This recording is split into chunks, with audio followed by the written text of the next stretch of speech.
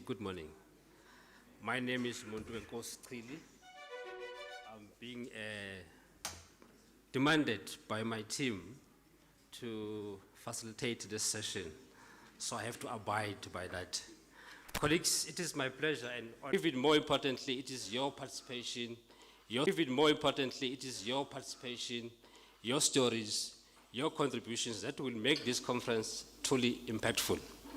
Your presence here today is a testament of our shared commitment to not only advance knowledge, but to transform lives and communities through teaching that is responsive, inclusive, and impactful. As I said, that I will be program director for today. Mine is to make sure that I keep track to time to my presenters, so I hope that they'll also respect me with time as well. So just for note, colleagues, for now, just to indicate that we do have a free Wi-Fi. My colleagues have told me so, and the bathrooms are just on the left if you exit the door. The other thing I'm going, colleagues, for those who might need some interpretation, the gentleman is here doing that services for us, thank you. And again, for those who might need an African language translation, we do have equipment that's available back there for my colleagues. For now, it's Sesotho. The other languages will be coming in as we move along. To get us started, colleagues, and officially started with our conference, it is my pleasure and honor and privilege to welcome a leader who is driving our academic vision, courage, and a deep commitment to excellence, which is one of our values at VUT. Ladies and gentlemen, please help me welcome Dr. Kanakana Katumba, our Deputy Vice Chancellor Teaching and Learning, to deliver an official word of welcome.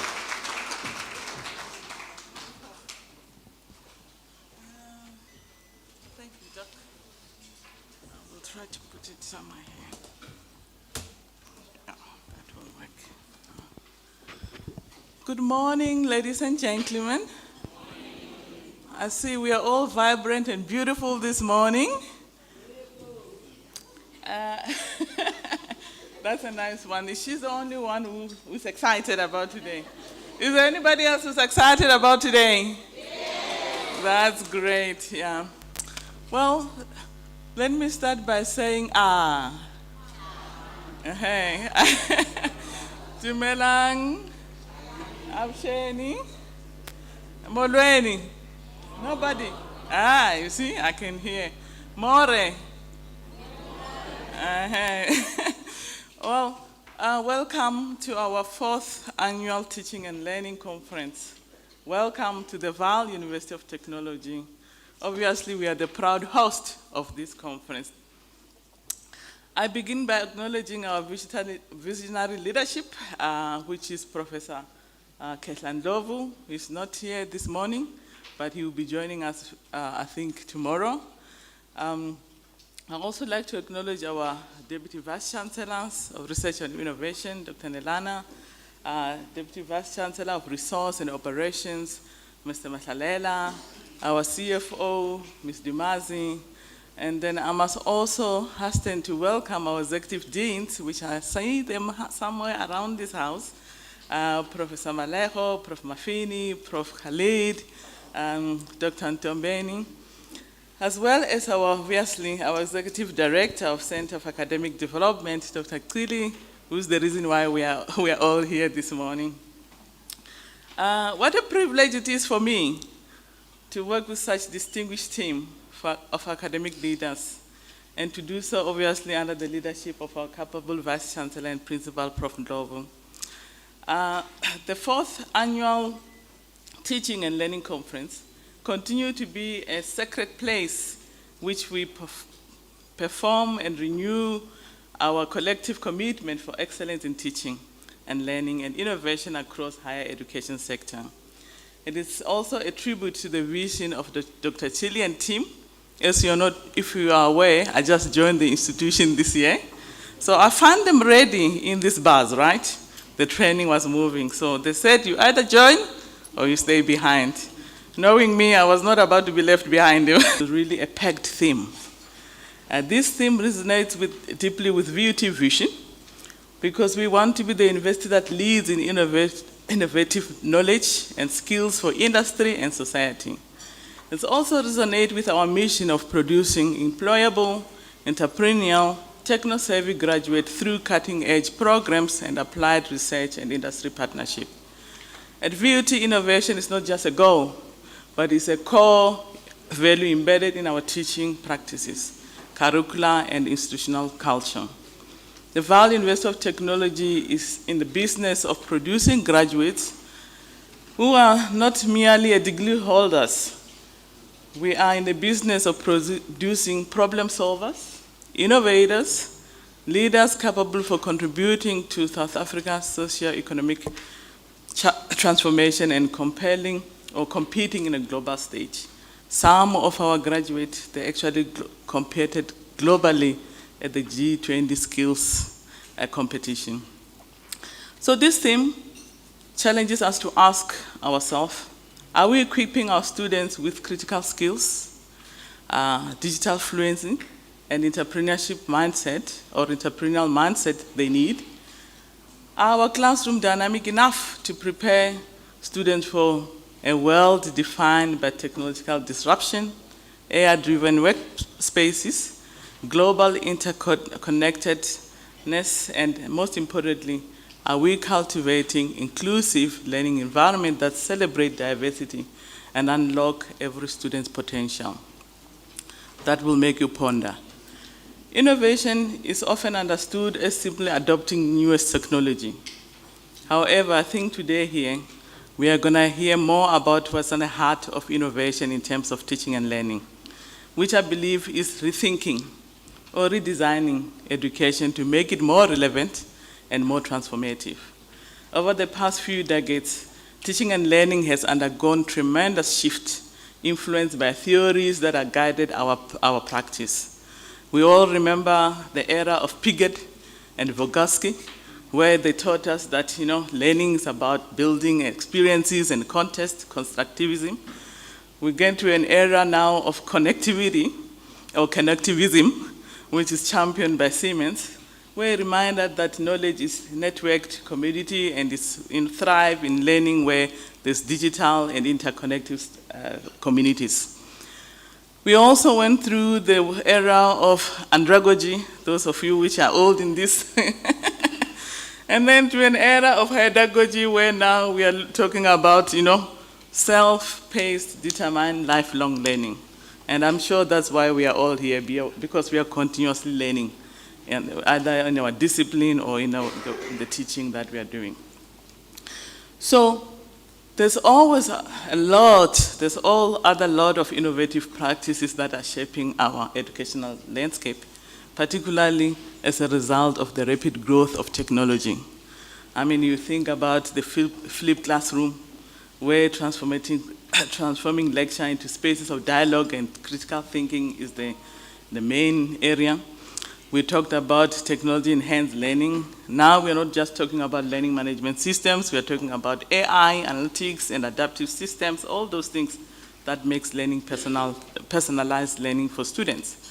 We talked about project-based learning. It's quite important in terms of how do we give our students real-life projects that are important for them to be able to experience the real world, as Karine said, before they get there. And then, of course, there's an era that came through of OERs. I wonder how far are we with that. We are still also, ensuring that to find ways to democratize access to higher education, to build this open resource open education resources where students can actually, get knowledge or this information without having to pay for it. We also have got inclusive pedagogies and universal design for learning. That's where we're talking about creating learning environments where students, regardless of their abilities, can thrive. So you can see this whole lot of shift in the way teaching and learning has been taking place from the time that I actually studied. I don't know about you, but there's a lot that needs to happen. And certainly there's not a lot that needs to change. And of course, innovation is that also that tool that we can use in order to change so that we, as educators, can reach our students where they are. So we don't want to change for the sake of changing, but we must be relevant. Our graduates must be ready to thrive in the fourth industrial revolution era. They're talking about the fifth now, it's not so long, but talking about the sixth. So we need to then equip them with technical knowledge, but also with creativity, resilience, and global citizenship skills. The second pillar of our theme is transformation. For South Africa, this doesn't need introduction. I think it's a moral imperative rooted in our history. We have to transform the way we actually teach, the way we do things. In fact, I think true transformation goes far beyond just demographic targets. It requires a paradigm shift in how we operate as universities. A transformation asks us to examine access within our classroom. What are we reaching the students from rural or underprivileged communities and supporting them for excellence? We need to look into our curriculum, our teaching. Does what we teach reflect African context, indigenous knowledge, and global realities? Institutional culture. Do students feel seen, heard, valued, or co-creators of the knowledge? And obviously, our graduate outcomes. Are we producing innovators and entrepreneurs who can drive economic growth? To hear, what type of research has been taking place in this area. So for me, transformation is best illustrated through the metaphor of metamorphosis. Like a caterpillar in a cocoon, universities must undergo profound internal change to emerge as a vibrant, future-ready institution, just like, a caterpillar transformed into a butterfly. Total different things. So at VUT, this means evolving from knowledge transmitters, to knowledge creators, from siloed faculties to more collaborative hubs, from compliance-driven systems to really more student-centered ecosystems. The question is, how far are we with this? Our mission is to produce technopreneurial graduates. Hence, it places us at the heart of this transformation. In South Africa, where unemployment and inequalities remain high, higher education must not only impart knowledge, but also equip students with the tools to change their lives, their families, and their communities. When innovation and transformation converge, education becomes a powerful tool for empowerment. We begin to see classrooms become ecosystem for creativity, inclusion. Students are no longer passive learners, but they are leaders, changemakers, and global citizens, or digital citizens. Think about the graduates that we are producing. Are they entering, where they are entering? Are they ready for the world where they're going to be entering to? Because this world, as we know, is driven by artificial intelligence. Artificial intelligence is redefining industries, communities. Climate change demands us to have urgent and sustainable solutions. Of course, we've got issues of our economic growth that it needs all of us to work together to produce enough entrepreneurs that can drive the growth of our economy. Otherwise, we'll always be crying for a high unemployment rate. So unfortunately, the government is for us as higher education institutions. So this reality demands a different kind of graduate. One who's agile, global competitive, social conscious, and deeply rooted in African value. So at VUT, we are intentional about creating learning environments that reflects this reality. We're expanding applied research. We are forging partnership with industry. You see that we've got industry partners here. We are integrating innovation and entrepreneurship in our programs. We had a whole session where we are looking in terms of where in our programs do we need to integrate this as we move forward so that we can really produce the graduates which are, ready for the future, not just talk about it. So this conference is also part of that journey that we are at. It is a space where we should push boundaries, share research breakthroughs, spark bold new ideas. We should really engage as institutes of higher learning or as academics, if I may say, and industries. This year's conference promises rich dialogue through thought leadership.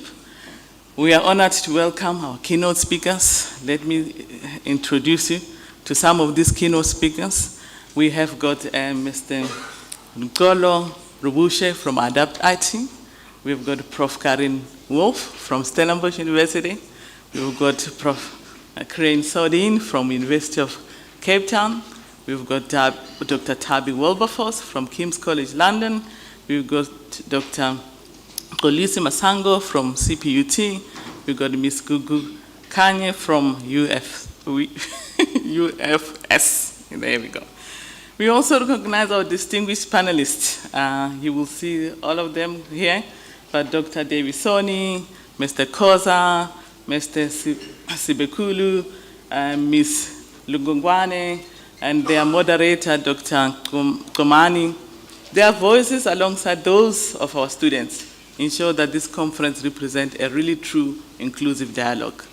We thank our sponsor, Adapt IT, and all the other sponsors which are here or which were contributing to this conference. We've got a total of about space, not just inspired, but empowered to act, to innovate, to transform, and to ensure that every student feel included and prepare for the future. Let this conference serve as a launching pad for action in alignment with our activity vision and mission. Together, we can create a future where universities are not just centers of excellence, but they are also catalysts for social change and economic development. On behalf of Val University of Technology and the Vice Chancellor and the Council, it is my privilege to welcome you all. May the Mavuti spirit inspire our conversations, energize our collaborations, strengthen our shared vision of innovation, education for inclusive and transformative future. It is now my honor to declare the Teaching and Learning Conference 2025 officially open. I thank you.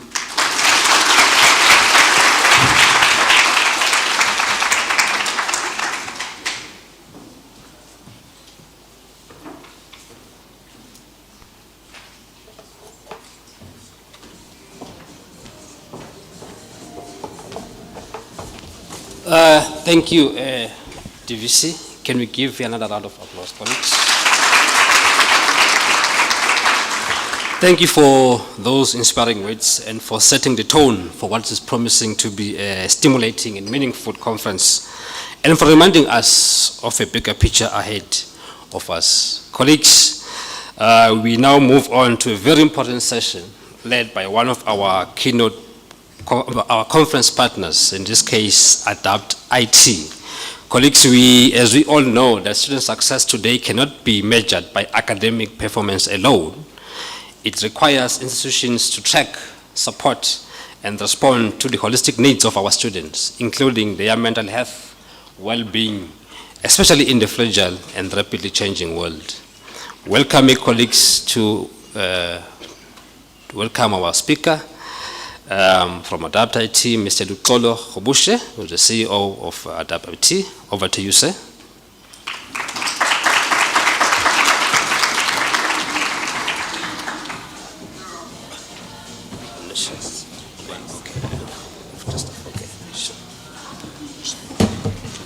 Okay, don't go far yet. Okay. Sure.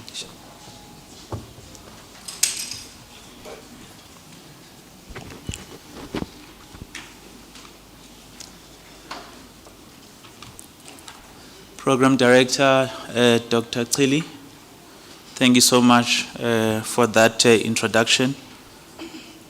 I also want to acknowledge DVC, Kanakana Matumba, as well as the entire leadership of VUT. It's truly a pleasure and honor for us to be here. Please also allow me to acknowledge my invited guests that are here that will be participating over the next 3 days on this occasion that is so critical for us as Adapt IT, and I believe the broader HE sector as well. We have got Dr. Ngamani, whom I think will be familiar to some in the sector. He's sitting here with us. We also have got Khanyisa Lukokwana, She is a researcher, and in the panel discussion that we'll be having, she'll be presenting her own findings, particularly on the effects of alcohol and how alcohol impacts this very topic that we are discussing here today. And I might perhaps add while I'm here that one of the key distinctions we are making as Adapt IT at the present moment, it is ensuring that the work that we do is informed by research and research outcomes. And it is also in that spirit that we are inviting institutions of higher learning to work with us on topics of mutual interest so that we can develop solutions from a technology point of view that are informed by the needs and the challenges of the sector at large. So thank you so much for coming through. We also have here Ulusanda Tsabekulu. She is from an organization called Psyched. As part and parcel, especially as a consequence of COVID, we had to look at how to partner with companies that are providing a digital platform for questions of counseling. Once again, that speaks to this challenge that we are dealing with today. And Psyched is one of those companies that we've partnered with. And in the panel discussion, I think one will also be able to appreciate the work that they do and how it positively impacts on young people. A big challenge, I think, that we have. We also, as a guest, have got the Deputy Registrar of Forte, Mr. Duma Dichwa. Prof. Wolf, you said, do we really do student tracking? And I challenge you to speak to that man, and he will actually explain exactly how it works, and he's a prime example and a reference of how it's currently working at Forte. Perhaps last but not least, we have got Tlalelwa Olai, who drove our white space program across the country and beyond. And part of what came out of that was the question of having to attend to the challenge of mental wellness for young people. She's also part and parcel of this delegation. I think just briefly as I move forward, from an Adapt IT point of view, we have been in education for almost 40 years now. Next year will be our 40th anniversary. And we support the bulk of institutions in South Africa. We have 18 of the universities that we are working with. And beyond that, we are also supporting half of the TVET colleges. In fact, we've got 43 out of the 50 TVET colleges in South Africa. And core to our solution has primarily been our integrated ERP, which is really the one of its kind in the world. And certainly in the South African context, it's a product that was developed here and it's been able to grow over that 40-year period and to not only be here in South Africa, but to also service the rest of the continent and even Ireland and Asia Pacific. It was in that context that Omegro Volaris actually got an interest and acquired a majority shareholding in our business. And one of the key advantages of that, dear colleagues, was that number one, there's a clear focus on investing in R&D. And once again, I want to emphasize that that's a very important point for us to collaborate on. Another one is on acquisitions, that is looking for complementary solutions that we can bring on board. COVID was to apply and receive certification on Moodle as a learning management system. We are certified as a Moodle partner in South Africa, one of 4 at last count that were certified to do so. And over and above that, we just got our certification on what is called Moodle Workplace, which extends the question of digital teaching and learning to also look at corporates and other organizations that would be partners to where we are at. We've got that capability, obviously, in our space that we're exploring. And Lebato is here. She's part and parcel of that. She's a certified trainer. If you can just put your hand up, Lebato. She's a certified trainer such that in the Moodle LMS side, one of the things she's able to do is to train your people, Dr. Chidi, so that they themselves can train others. And she can, we can, through provide that kind of certification. So I think the short message, colleagues, is that we are in this space, we understand this space, and we are very glad to be partners to you, especially that we were born off this South Africa, and we'll be able to expand our wings beyond that. Everywhere we go, everybody speaks about the student journey. Everybody speaks about student success. But what does that actually mean? The ability to manage the life of a student from cradle to grave. And I think the ability to understand what we call the data points or the data nodes, so that you are able effectively to track the progress of that student, is quite key. And as we've learned recently, the question of the mental wellness of students, in a survey that was done, I think in the 2024 trends, mental wellness was rated as the third highest concern in higher education. In fact, I think it was the second after security. So this is not only a South African phenomenon, but it is actually a global phenomenon that I think the entire HC sector is looking at dealing with. Some of these challenges emanate from the academic side of things, obviously, but we know that in the South African context, challenges that are associated with residencies, the management of residencies, and the stress that comes with the ineffective management of residencies is a major challenge for our young people. The other one that relates to that is a question of funding. I was just out in Cape Town last week at the Higher Education Conference organized by PwC, and this matter kept coming up virtually in every conversation, that the effectiveness of NSFAS and all the attendant areas that are dependent on that, it is quite critical, and therefore it is something that needs to be solved for.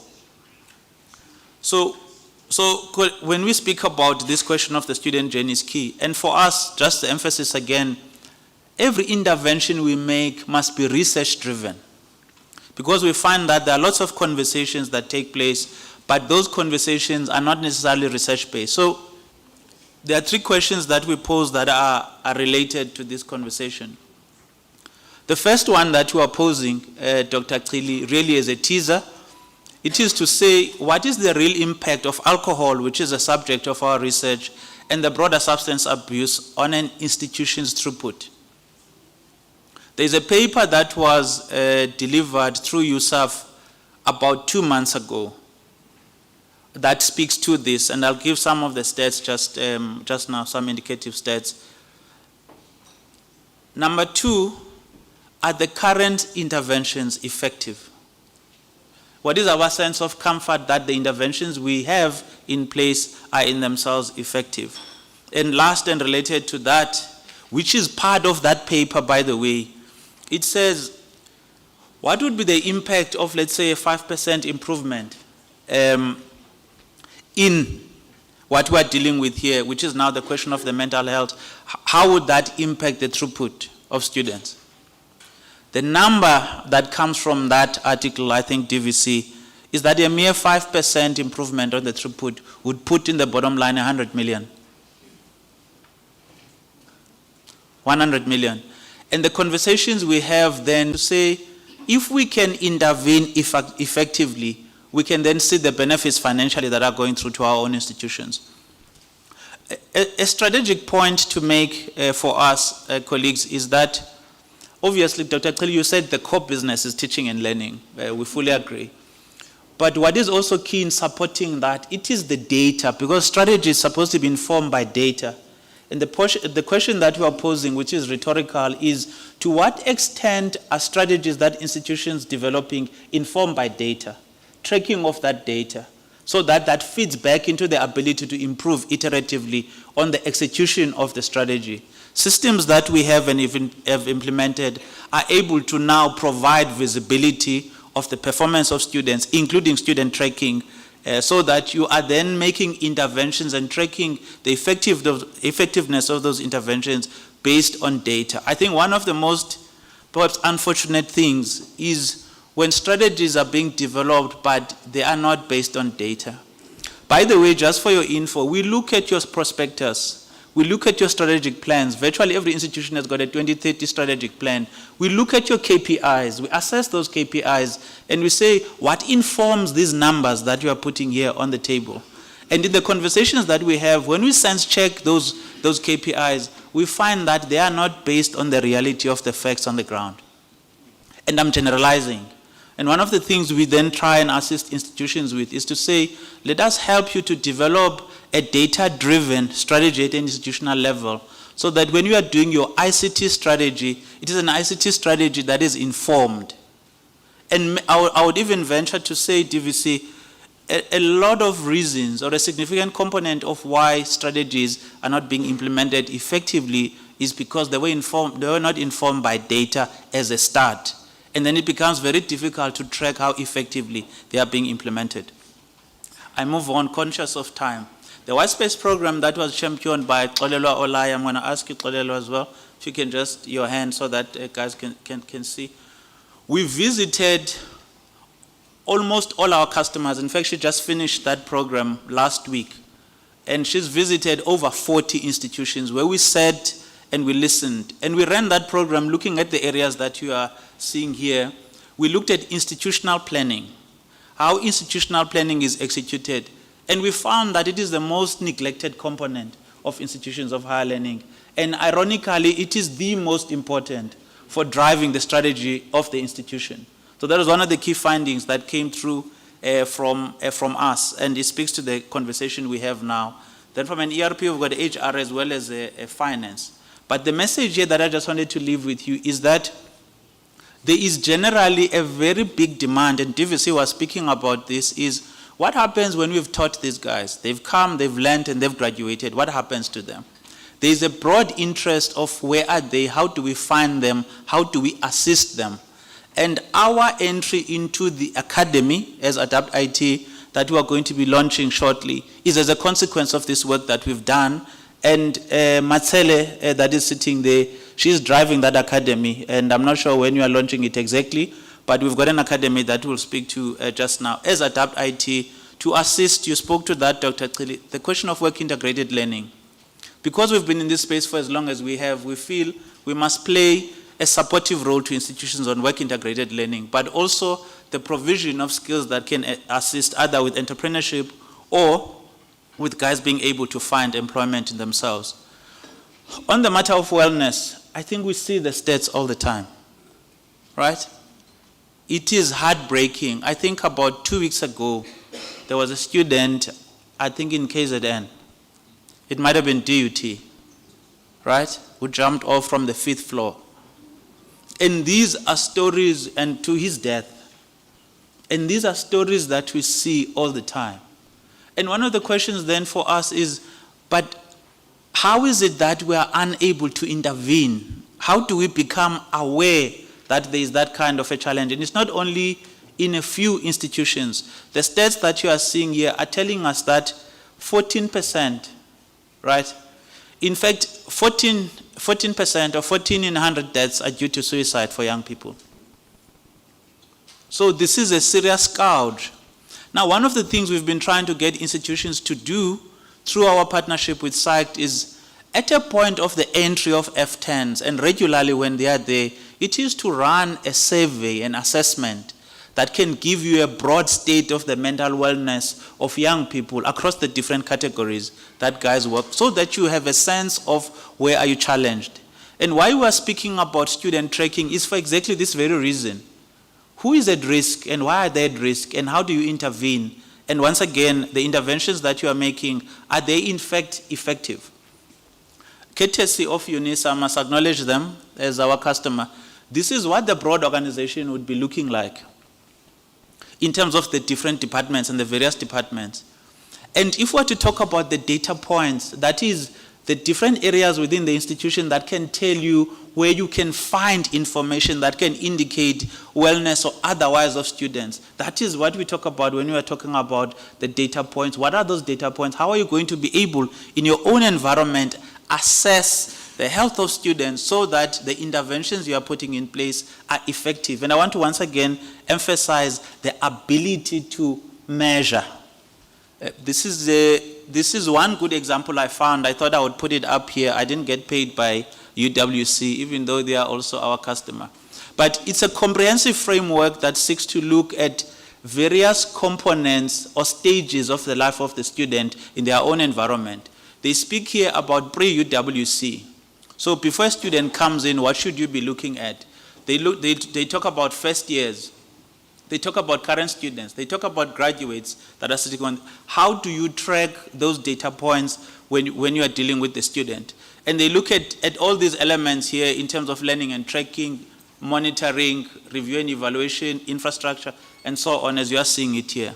What I'm then positing, colleagues, is that there are a number of data points within an institution that should help you to get a view of how well or how at risk a student is and intervene timeously. It would be so good to be able to show a report, Dr. Gugu, that says, if I look at my institution as a Free State, almost like a heat map that says, when I look at my institutions, first years, this is what the heat map looks like. All right, males, females, urban, rural, and so on. And if you extend that and you look at your entire student population, it would be helpful to say, this is what my heat map looks like. And how do I track that? By looking at various data points within institutions. So we've looked at different modes of delivery. You spoke about flipped classrooms earlier on, TVC. I smiled. But under student success, for us, this is what we've identified as nodes based on the research that we've undertaken, that we want to engage with institutions so that they can keep track of these elements that are important for their own future. We also took it a bit further and said, if we are looking at the role of the DVC for learning, as we have, what would be some of the key areas that we look at? What are the tools that we make available in order to assist this space? We found, colleagues, I want to emphasize once again that in the research that we ran, the question of the role of institutional planning as a critical component for driving success, especially from a planning and monitoring point of view, it was one of the most neglected. And I say that without a fear of contradiction because I was part of these engagements myself. I went across the country to come and listen. It's one of the areas that I think is important. Linked with that, the only emphasis I want to make here is integration. That we would find at times that the manner in which different departments are working is not integrative. And therefore, there are lost opportunities to be effective in servicing the very essence of why we're all in this space, which is in itself the student population.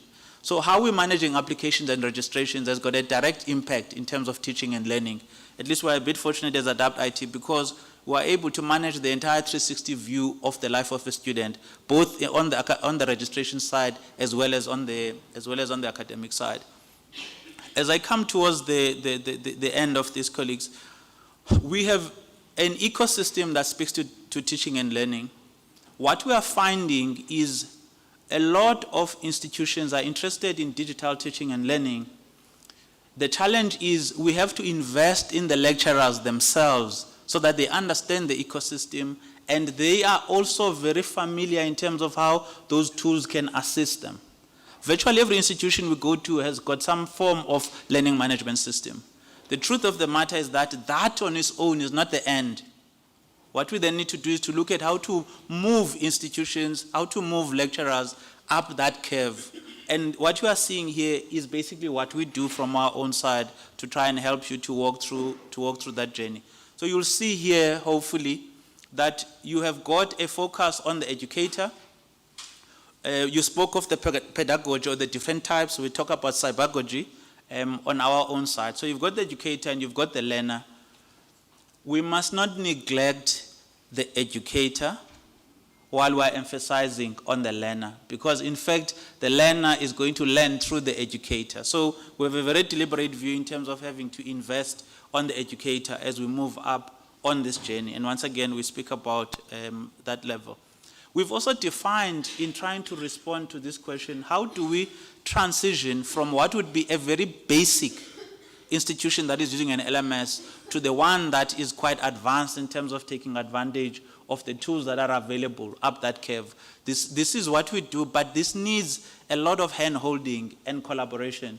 And on my side, I would ask the question, Professor Karen Wolf, with respect, whether or not there is an appreciation by institutions on the need to handhold and what that roadmap would look like as we're looking at the maturity of the use of those. That's just a bit about our own services. We have worked on this academy for a year. And that academy is about to be launched. Its vision, and I shared this picture because it goes back to 2022 when we had a conversation. And one of the points that was made then by the then Deputy Minister was, we don't know where our young people are. And they were talking really on the TVET colleges. And they say, even when we want to intervene, we can't intervene. Secondly, there was a big dependency on work-integrated learning. And by the way, the inability of these young people to do work-integrated learning and graduate is a big cause of distress to many of them. And as a corporation, as a company, we have deliberately stepped forward to say we want to play in that space. And you'll be seeing, as early as this next week, Friday, agreements that we are signing in terms of providing the space on work-integrated learning. But we are going beyond that to say we are partnering to offer courses, whether short courses or certain specific skills, so that we can improve chances of young people to get employment. So, lastly, we think there are certain things that may not be visible on the teaching and learning side that we want to emphasize.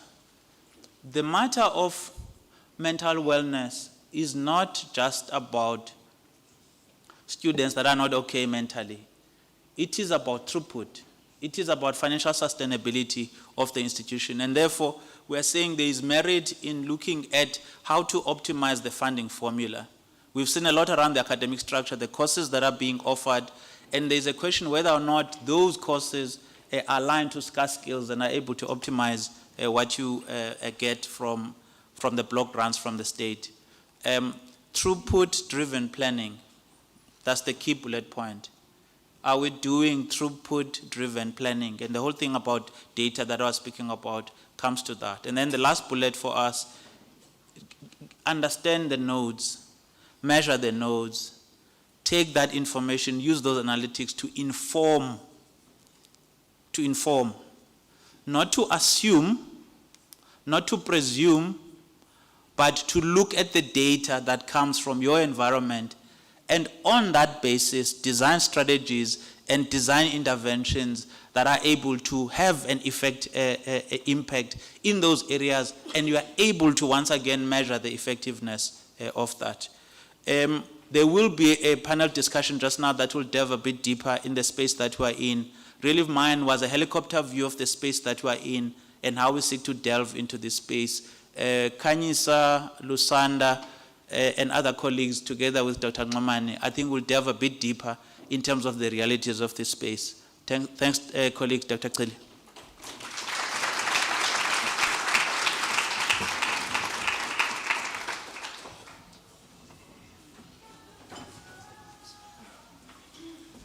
Can we give him another round of applause, colleagues? Thanks so much for that inspiring and insightful presentation, Xolo. I think you have brought, I think from my team side, we didn't make a mistake by collaborating with Adapt IT. So you brought your friends. Mathematically, they are our friends now. So colleagues, take note of that. Just make connections with them as well. Colleagues, we will move on. We will have obviously panel discussions later to engage on what Adapt IT is doing. I think I've learned a lot today. But as I said, colleagues, we are going to move on to our first keynote address. Of course, then I think this session will provide us with critical insights that will also frame our discussion over the next couple of days. It is my pleasure, colleagues, to obviously I must give who our next keynote address is, coming from Professor Karin. I call it Karin, who has been in education for over 20 years, which is 2 decades, in engineering education. Her doctoral research looked at the relationship between mathematics, physics, and logic in complex engineering problem solving in the world of work. She draws on social realism, particularly legitimation code theory, to analyze and design knowledge and our building practices that enable the holistic development of engineering graduates. I hope our engineers are here to listen to that. Colleagues, join me in welcoming on stage Professor Karin Wolf.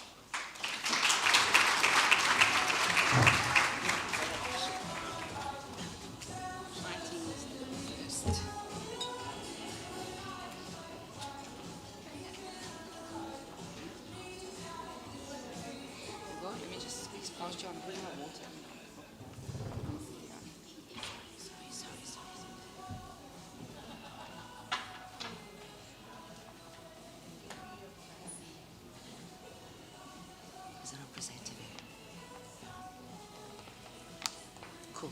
is this. I'm going to walk around. Do you want to give me a loose mic?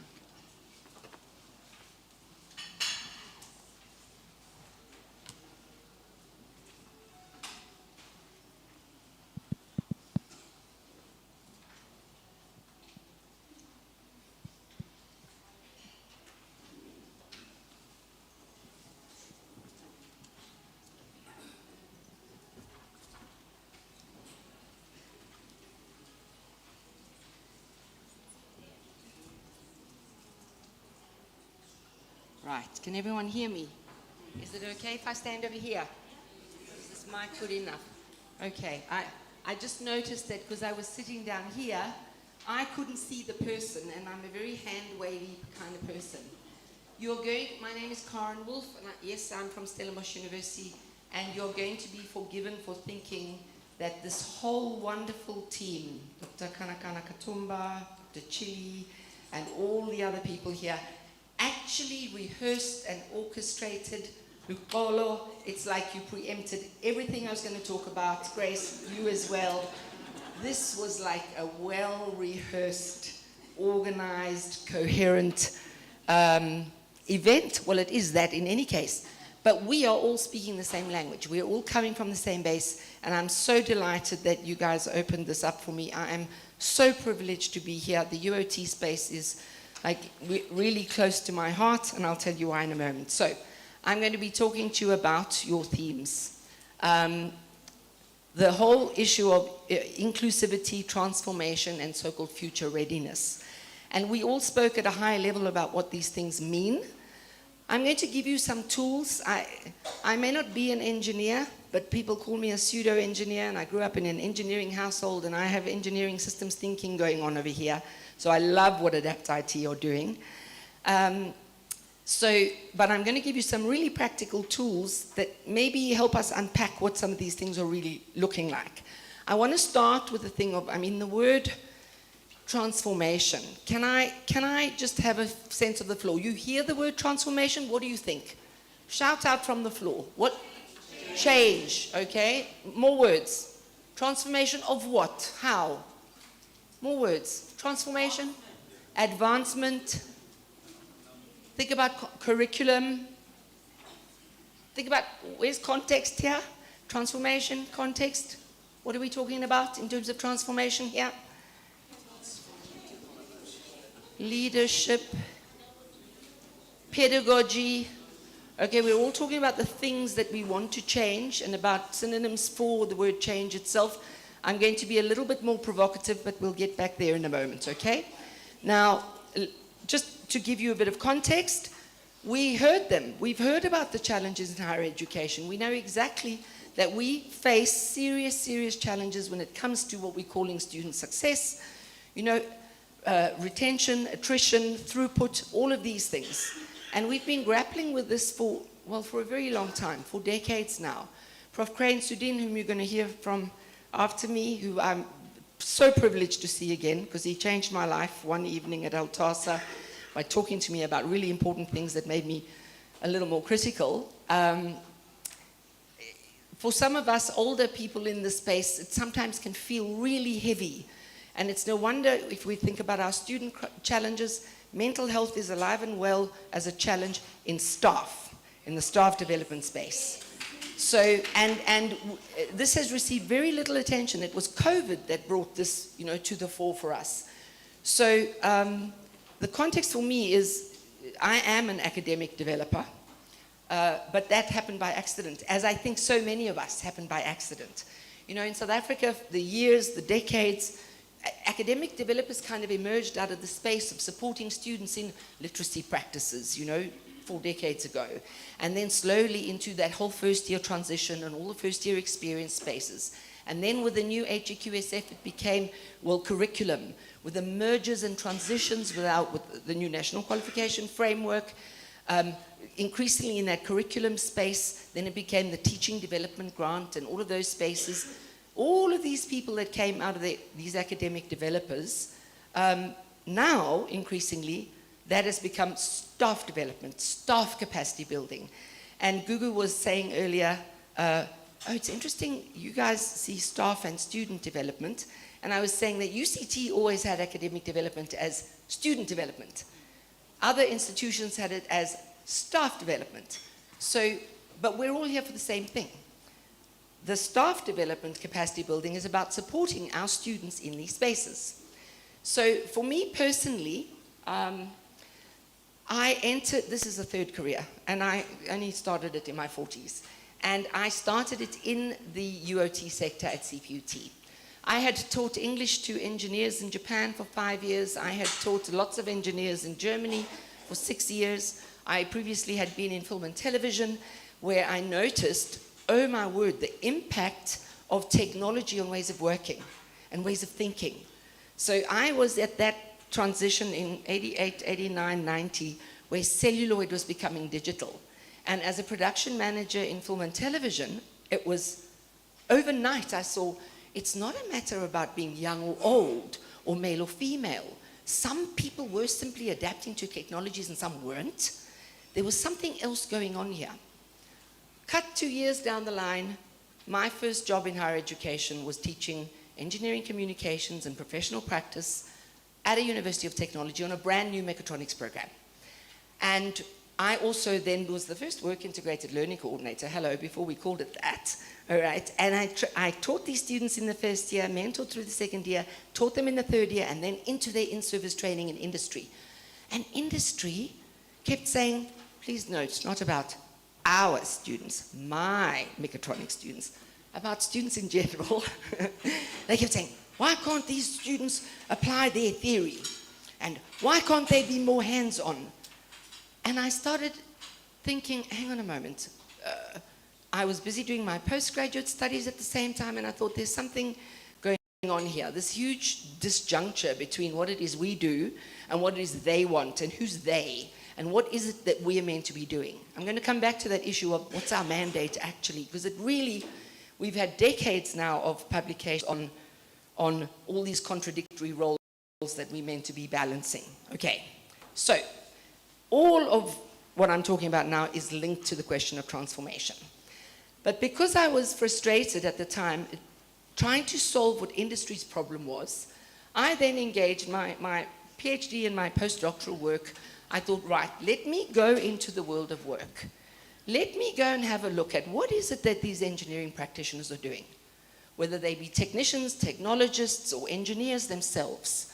Different levels, different requirements maybe, but note here, engineering practitioners work at the interface between science, technology, society, and nature. Those are very different disciplinary bases. Those are underpinned by very different ways of thinking. We don't learn to work in society the same way you learn how to calculate or do Ohm's law. You don't learn how to manipulate algorithmically a whole lot of, let's say, mathematical constructs in the same way you learn about gravity. You learn these things differently, and what we're expecting of practitioners out there, and this is not just in engineering or STEM-based fields, is to recognize what kinds of knowledge you're drawing on, in what moment, in what way. So what I did, and here comes a little bit of theory, but it can be very applied, don't be put off. So what I did was I found the most wonderful from my ex-supervisor, my supervisor at the time, instrument called the epistemic plane. Okay. Now the epistemic plane is this Cartesian plane. It helped me. Allah? Oh, did you take this off because I'm blocking the view for everyone? Middle screen, thank you. So what it does is, and I am going to point, sorry, is this vertical axis over here, never mind what the labels are on it, is about the what of something. What is the phenomenon that I'm working with? The actual concept itself. And at the top end, we talk about being a strongly bounded, accepted phenomenon. So if I'm not going to do it, I've done it before. I'll do it with this one. If I throw this up in the air, what phenomenon am I demonstrating? Everybody in the world has said this, and I've done this in Mexico and Japan and in Sydney and in Europe, okay? That is a strongly bounded phenomenon. Doesn't matter what you call it, people recognize the thing for the thing that it is in itself. At the bottom end, we talk about weakly bounded or ambiguous phenomena. So I had said to you, even the word transformation, is that a strongly bounded phenomenon?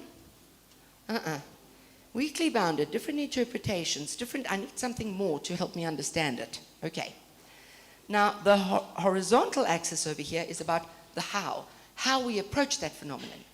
And we either have very fixed methods, fixed approaches, or on this side, weak, open-ended approaches. So, by the same token, gravity, as a really strongly bounded phenomenon, has very fixed approaches. Standard equations that we use.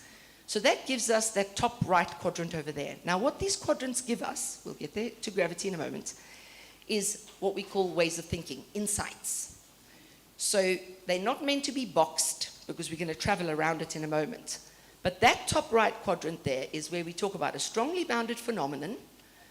All the natural sciences fit in there with kind of fixed methods. You open any textbook in any language in the world, you're going to find thermodynamics exactly the same over there, Ohm's law exactly the same over there, those kinds of things.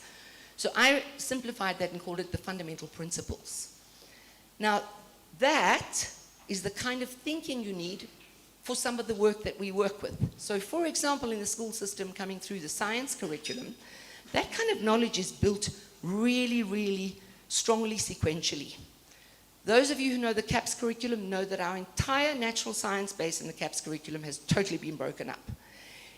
In our attempt to modularize, what we've done is we've broken the logical chain of building conceptual grasp of the natural sciences. That's challenge number one. Just parking that. This bottom right quadrant is fixed method, but it doesn't matter what the phenomenon is. It's irrespective of the phenomenon. There's not a strong phenomenon that dictates it. And that fixed method, all the mathematical sciences fit in there. There are ways in which you work BODMAS with your operators. There are ways in which you structure certain logic arguments in your standard algorithmic patterns. Those you need to learn. The scientific. Now, and the kind of thinking you need for this is called doctrinal insight. It's procedural insight. And this does take iterative practice, repeat practice, embedded practice. That top left quadrant, look, oh Lord, this is for you. Over here is where strong phenomenon, we know exactly what we want to do. We want to track students. We want to figure out what's happening in that pipeline across. It's exactly the same, it's not exactly the same, sorry, and not reducing students to a production line, but I was going to say, the same kind of thinking is needed for, let's say, a factory or production line. I know what I want to accomplish. This product needs to go from there to there and reach a user at the end or a customer. But how I do that is, there's a myriad of ways, okay? If I had a small institution, I could literally sit at the gate and ask every student as they're coming in, how are you doing? What's going on with you? I'd love to be at an institution like that. And go to the classroom with them and see, how are you doing in the class? You know, what are you struggling with? Have the conversations with our students around us, and we all need to be doing that, by the way. Because the way in which you do this, these are all the logic-based sciences, vary significantly. And what you need over there, you can see, is situational insight. That's context. So this is the quadrant of possibilities. Now, and all of the technologies, everything to do with technology fits up there. So the kind of thinking there, you can see, is already more complicated, because it's open-ended. But you must bear in mind, what is it that I'm trying to accomplish and what's possible? Now, a lot of that is dictated by what happens in this bottom left quadrant. In this bottom left quadrant, this is not about a knowledge practice. You can see it's weakly bounded and it's open-ended. It's actually about what we call knower practices. This is about social relations. This is about context. Sometimes you see people working from this quadrant, I'm going to go people and places, where it says there, practice shows no clear analytical or methodological or even epistemological basis. Do you know how many of our higher education institutions are sitting down here? I'm sorry. Do you know how many of our programs are sitting down here? where we haven't strengthened what is the fundamental principle, the coherence behind what we're doing. What are the fundamental, let's say, standardized ways we might want to approach that thing that we all agree on, and what are the possibilities? So we see a lot of curricula sitting down here, but actually it's because we need to be going somewhere else. It's NOAA orientated. Who are the stakeholders? Who will dictate or enable us to make the decisions around what are the possibilities?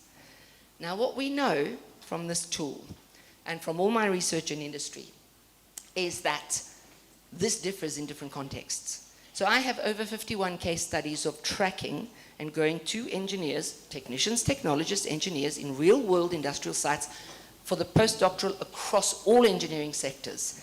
And you see very different patterns, because the point is not about being stuck in a quadrant. The point is recognizing that each of those is a way of thinking. You need to recognize what kind of thinking is appropriate right now. What's the context? And then move. So we need to be teaching our students to move, and to move to more open-ended, more complex, more challenging, and then go back to what the fundamental principles are and back. So the bottom line is that successful, and I don't think it's just engineering practitioners, I think it's all practitioners. Successful practitioners are able to recognize what's the fundamental phenomenon I'm addressing, what are the standardized approaches, and what are the possibilities here, and who are the stakeholders in this space, in the kind of where, when, kind of who space. So I tracked those patterns, and with the postdoc research, what happened and continued was then stepping back and saying, hang on, here's our dilemma. We're sitting on that right-hand side. Why are we sitting on the right-hand side? Fixed. Fixed. One answer only things. What we do is we do everything on the right-hand side. Okay, lots of theory and lots of routine procedural stuff and lots of maths tutorials in my space. And then we think, oh, because I'm grounding them in the fundamentals, and then they're going to take these fundamentals and they're going to just magically be able to pull it all together when I hit them with the complexity of more open-ended on the left-hand side. So all the curricula that I looked at, we actually quantified it, you guys would be happy to know. And I think you could use your resources as well to even look at curriculum structures and what it's foregrounding. When we use this tool to look at what's been foregrounded, you see there's a year 1, 2, 3, let's say on a 4-year program, is all sitting stuck here on the right, and then suddenly we're all on the left and we're doing that huge big capstone project. And then we wonder why students can't pull it together. And we wonder why they get to industry where, please note, this is what industry wants: curiosity, agility, collaboration, humility, empathy. That's what they're actually asking for. And across all my case studies, 83% of the causes of the engineering problems lay right here in this NOAA quadrant, in this space of other people, other ways of thinking. This is the space of transformation that I'd like to talk about, okay? So, now it's not just my observation. This is a global thing. So any World Economic Forum report, you'll see them all harping on about this. And we're all stuck having to meet that need. Now in the professions, the same in accounting, by the way, the same in the health sciences, but in engineering, obviously we are governed by accords. Well, not obviously, but we are, as South Africa, as a signatory. And the new standard that has come out has made explicit reference to, please note here, and we're going back to our conceptualization of what are we talking about when we talk about transformation? And what are we talking about when we talk about the complexity of praxis in the real world with real human beings, okay? We need to enable our students to develop in such a way they can work in diverse and inclusive teams. There's, in the descriptor that helps academics interpret this in South Africa, it specifically says awareness of the need for diversity by reason of ethnicity, gender, age, physical ability. In other places, they talk about inclusive attitudes. They talk about culture. Those problems that those 83% of those problems down there were miscommunication between stakeholders in the East, let's say, and South Africa, or Europe and here, or between each other in neighboring regions. Not enabling our students and ourselves to engage in that open-ended space with each other in multiple ways of seeing things, multiple lenses. Vanessa was talking about that earlier. So, this is not a South African issue, you guys. This is not just us. We're not magically special with the worst maths rate in the world and all of that nonsense. This is a big global issue. Literacy rates globally are also really challenging. So let's go global for a moment, and let's go to that word transformation. So I come from Stellenbosch University. What is the first thing you think? And please be honest. Oh, we are recording this, doesn't matter. No, what is the first thing you think when you hear Stellenbosch University? Come. I want to hear it. White. Very white. Yes. Very Afrikaans. Yes.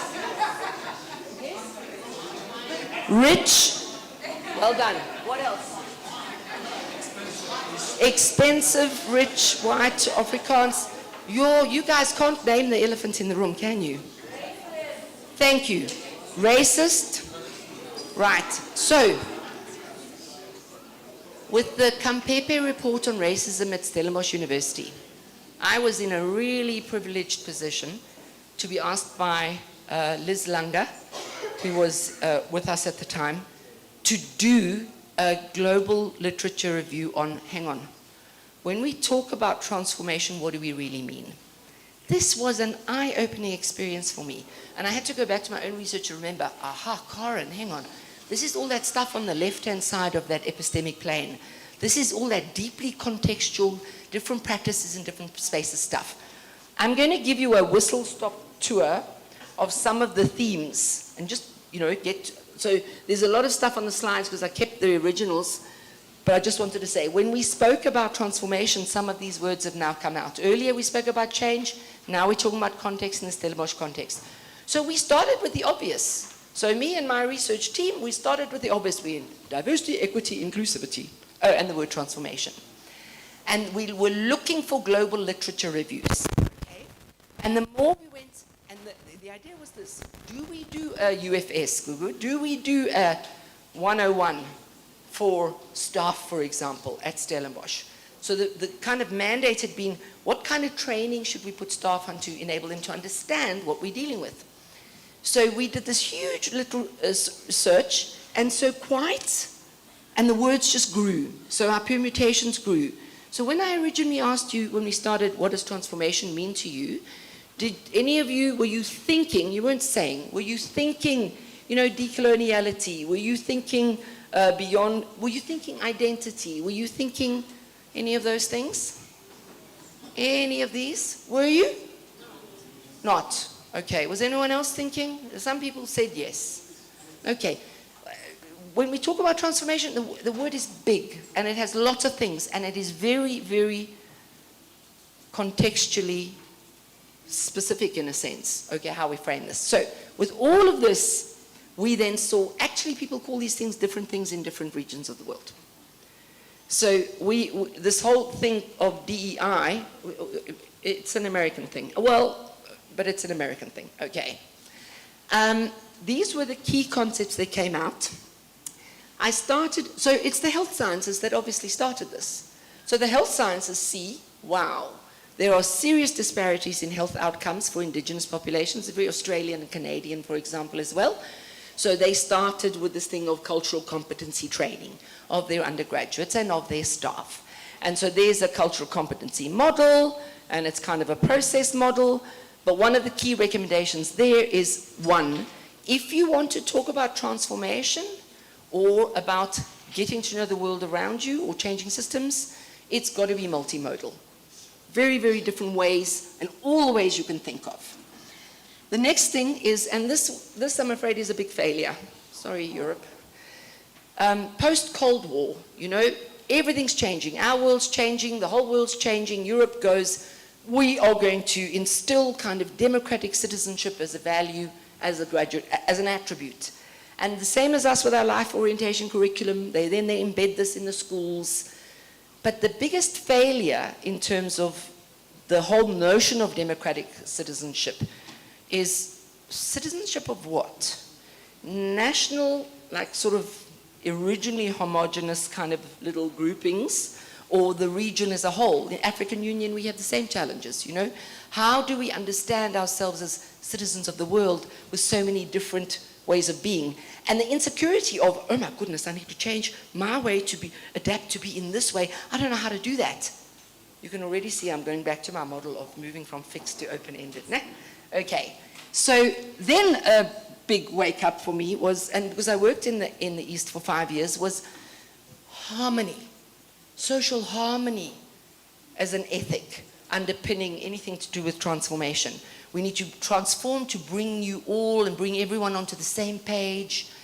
Please note the big finding here in all this literature was that differences are not valued, okay? And that teachers had to be trained to see differences differently, to value differences. So that whole idea of homogeneous identity and all being part of the same thing. Multicultural citizenship in South America. So South America is the whole thing about the melting pot. And as much as they've had wonderful initiatives to try and border pedagogy, for example, comes from this region. Racism is alive and well, and one of the key findings from the literature on approaches to racism is we need to say the word, we need to have the conversations and the hard conversations around it. And facilitators need to be trained in how to navigate the space of navigating differences. In our African so diversity, equity, inclusivity, here, this is a lot of this is the American literature, but here the whole thing is about accommodating minorities. It's very paternalistic, okay? Oh, we're going to tolerate you as a minority. Oh, come in. You know what I'm saying? So, and we keep calling it DEI, diversity, equity, inclusivity. I think we need to be careful and we need to problematize this in our context. For what terms? How do we have this conversation? What's meaningful for us? So let's go to the African continent, moral education. A lot over here. I will circulate these. You can have these afterwards if anyone is interested, okay? With pleasure. So I know I'm whistle stopping through this. The whole thing about Africa is we need to show this. We need to make it visible. We need to recognize and we need to strategize. One of the key success stories is Kenya. Anyone from Kenya here? Anyone? No? Okay. Kenya. Where's Kenya? Oh, wonderful. National civic education, a 2-year strategy, 80 NGOs, reached 15% of the entire adult population through plays, workshops, discussions, talking about this, early 2000s, okay? It took, and that was government top-down supported strategy to have the difficult conversations, all right? And that subsequently saw significant increase in political knowledge and participation, etc. And participants have become champions. This is classic kind of community of practice building. The approaches we can take in education as well, by the way. South Africa, we have a clear challenge. So South Africa, we talk about social justice. You're going to learn to look to the right. You see, it doesn't want to see it. Nah? This is technology rebelling. Don't show me the obvious disjuncture.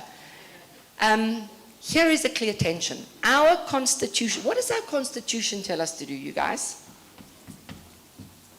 Recognize past injustices, respect those who fought for freedom, human dignity. I know that many of us would like to think, and I say us just generally so that nobody feels being pinpointed. Many of us would like to think, oh, it's 30 years on. You guys, these are realities of our everyday lives, of our students' everyday lives. Okay? The Constitution says that. But what is the mandate? And I can hear it in every institution, is, oh, yes, it's employability. If we don't address this, I don't know what the outcome will be. So in all those other contexts, socioeconomic drives what transformation means there. Why you're developing a strategy. Because increased migration, globalization, all of these people going all over the world, we need to enable them to fit in, to adapt. But our higher education transformation report said we need a system-wide coordinated effort to mainstream transformation and resource transformation related programs. We need specialized staff development and training programs. I think Gugu and Masebala, who's here, will agree with me, and many of the AD people, Dr. Chili as well. So much falls on our plate in academic development, and part of it is this. Part of it is different stakeholder relations in, let's say, in departments or in faculties. But part of it is how to develop a new curriculum. So in that academic development space, the onus is falling on people who are not necessarily trained. I'm not trained to facilitate a conversation around transformation in South African context. But we need to be thinking about this because somebody needs to do it. So, if we go back to our problem-solving graduates. You guys stole 10 minutes of my time, I'm just saying. But I won't steal 10 minutes of your time. Maybe 2. So what I'm trying to say is, we're expecting our graduates to, remember, cross these boundaries, recognize ways of thinking, and go into this knower space of recognizing different contexts and responding to what that means. But that's complicated and complex. So I want to suggest that with transformation, it means, one, we know it means different things in different contexts. So we need to get to know those different things that it means in different contexts. We need to recognize that. 2, it's all about people and what they do. Sorry, Adapt IT. It's lovely to talk about the systems, but what I love about what you've done is they're all human beings. The whole structure of the organization is people engaging with each other. And each of those different domains that you're looking on have different practices. It's almost like different cultures. And it's getting to know, how does procurement work? How does student recruitment work? How do the students themselves? It's precisely that kind of conversation about people and what they do. And I think that the resistance to transformation is precisely because it's easier and safer to sit on that right-hand side, fixed principle, and this is it, and my whole department and faculty agrees. Maybe I don't even agree with the institution, but we know, and we do it this way. I see that regularly with, let's say, the STEM-based faculties and the EMS faculties going, this is how we do it. Because it's safe. But you guys, we are in an unsafe space. Mental health, I want to bring it back, is a huge issue. I'm going to give you one more little model, but I'm going to also whistle-stop through it. We need to stop thinking in boxes. You've already seen that our job is to move around and through. Okay, enable that. We also need to stop listening to the lists and lists and lists that come from industry, come from employers, come from the government about the priorities, the top 10 skills, top 10, top 10. We must start thinking relationally. And I think Prof. Crane-Sudin will remember when Simon Barry came to South Africa at the time of the mergers and the UOTs. It does not like this. Okay. Simon Barry came here at the time of the mergers in the early 2000s and said, you guys, there are only 3 graduate attributes: lifelong learning, scholarship, and global citizenship. And that our job, here we get to our mandate. What's our mandate? Our mandate is to enable our students to develop an attitude or stance towards themselves, the self, an attitude or stance towards knowledge, all kinds of knowledge, knowledge of the self, knowledge of knowledge, and an attitude and stance towards the world. So that means, in doing that, through these activities in the middle, engaging with forms of, here's your information literacy in all its forms, which is communicated from the world and back to the world, which is reliant on me wanting to be there, exercising my autonomy, engaging in research and inquiry, getting to know how things work, developing different kinds of ethical, social, professional understanding. That's our job, to enable our students to see themselves and other selves in the world and engage with all the kinds of rich knowledge that our world has given us and that we give back to the world that can help us, I don't know, make the world a better place. So Dr. Grace already spoke about, one strategy, and again, problem-based learning, project-based learning. We have major resource constraints, but there are ways in which we can do this. And here, getting our students to work with each other, I think across our institutions, you guys. We spoke last night about the wonderful opportunities in these different regions. UFS science students come and work with the engineering students here on a project together. Yes, it might take a little more effort initially, but it gets our students getting to know each other across spaces, for example, right? Real world problems. Here is also what we mentioned earlier. Our new Vice Chancellor, Prof. Ramjugganath, said, we need to be unashamedly African. We need to do this. And we need to not compromise on quality. But that means enabling our students and our staff to feel a sense of belonging. How do we enable them to feel that they belong when so much of what we do is alien? To go back to it, look at this. Why don't we enrich our curriculum? You remember those quadrants I spoke about? I'm not saying throw out the Einsteins and the Newtons and all the other people. Here are amazing contributions from our African continent. Samira Musa developed the equation that helped break ionized metals, that helped the X-ray processes we have today. She's from Egypt. Ibn al-Haytham, 700 years before Newton, documented the scientific method. Why don't we tell our students that? Jamila Abbas, my personal hero, 1984, very basic mobile phones. She develops a platform to help farmers stuck in rural areas get real-time data for what the prices were at the market, because the system was failing them. Here are amazing contributions. I get goose flesh from our continent, you guys. Please let's enrich our curriculum with these kinds of examples. In the space of AI, don't panic. We've used this on a project to look at, same thing, I'm going to do that. When it pops up, it doesn't like me, there we go. There we go. We used the same thing we ran a big survey on who are our students and what are they using AI for. They're using AI for what we want them to use it for in some cases. Here, to explain fundamental concepts, that fundamental principled insight I need, they're using AI to do that. I'm going to skip the bottom right one. I'm going to go here. They're using it to brainstorm. What better way to brainstorm? They're using it to think about ethics. We're using it with them to think about ethics. I think the one challenge is they're all using it to code. And the problem is if you're not recognizing what it is that you're coding and you're just copy-pasting, that's a challenge that we need to face together. So, the bottom line is we can't do this alone. We need to do this together. There are multiple opportunities. We're involved in a beautiful innovative engineering curriculum project funded by Royal Academy. Erd Chichonu, who's in your mechanical engineering department, is on that core team. We run national staff development workshops, seminars. That's in fact where I'm going to tomorrow to run 3-day. We pay for it fully. We all volunteer our time. Engineering educators and academic developers across the country.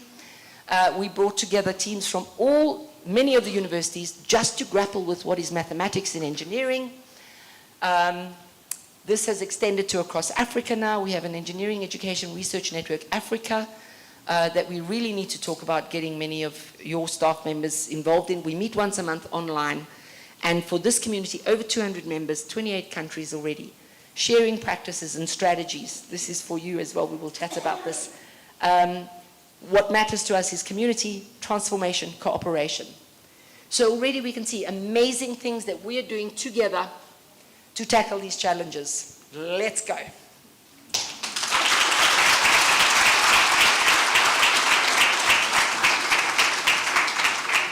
Look at the timing. I'm only 2 minutes over my allocated time, even though I started 10 minutes late.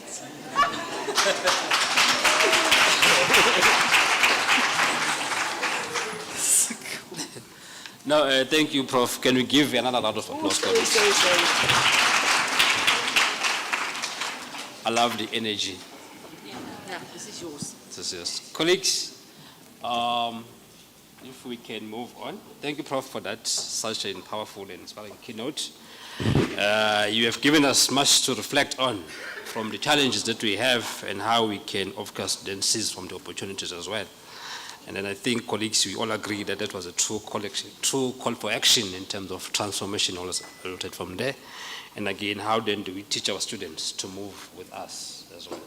So, with that, can we move to the next keynote speaker? Because of time constraint, our speakers are around. We engage them in terms of during tea break. As I said, let's build on the same momentum where we're privileged to have yet another speaker. And again, our second keynote speaker will take us deeper in offering fresh perspectives that complement and extend the conversation we just had now. Our second keynote speaker is Professor Crane. Professor Crane is a sociologist, right? And an emeritus professor in education and African studies at the University of Cape Town. an honorary professor at Nelson Mandela University, a distinguished visiting professor at University of Johannesburg, and a president of the Cornerstone Institute. He is a former Deputy Vice Chancellor at the University of Cape Town and a former Chief Executive Officer at the Human Sciences Research Council and a Fellow of the International Academy of Education and African Academy of Science and a Senior Fellow of Northern Geneva Graduate Institute. He has published over 250 articles and books and book chapters and 16 books in the areas of education, culture, history, and social difference. He is an A-rated scientist. Colleagues, it's my honor to invite Professor Crane to deliver the slide. We'll manage from here. Okay, sure. Thanks. No, thank you, Prof. Is this?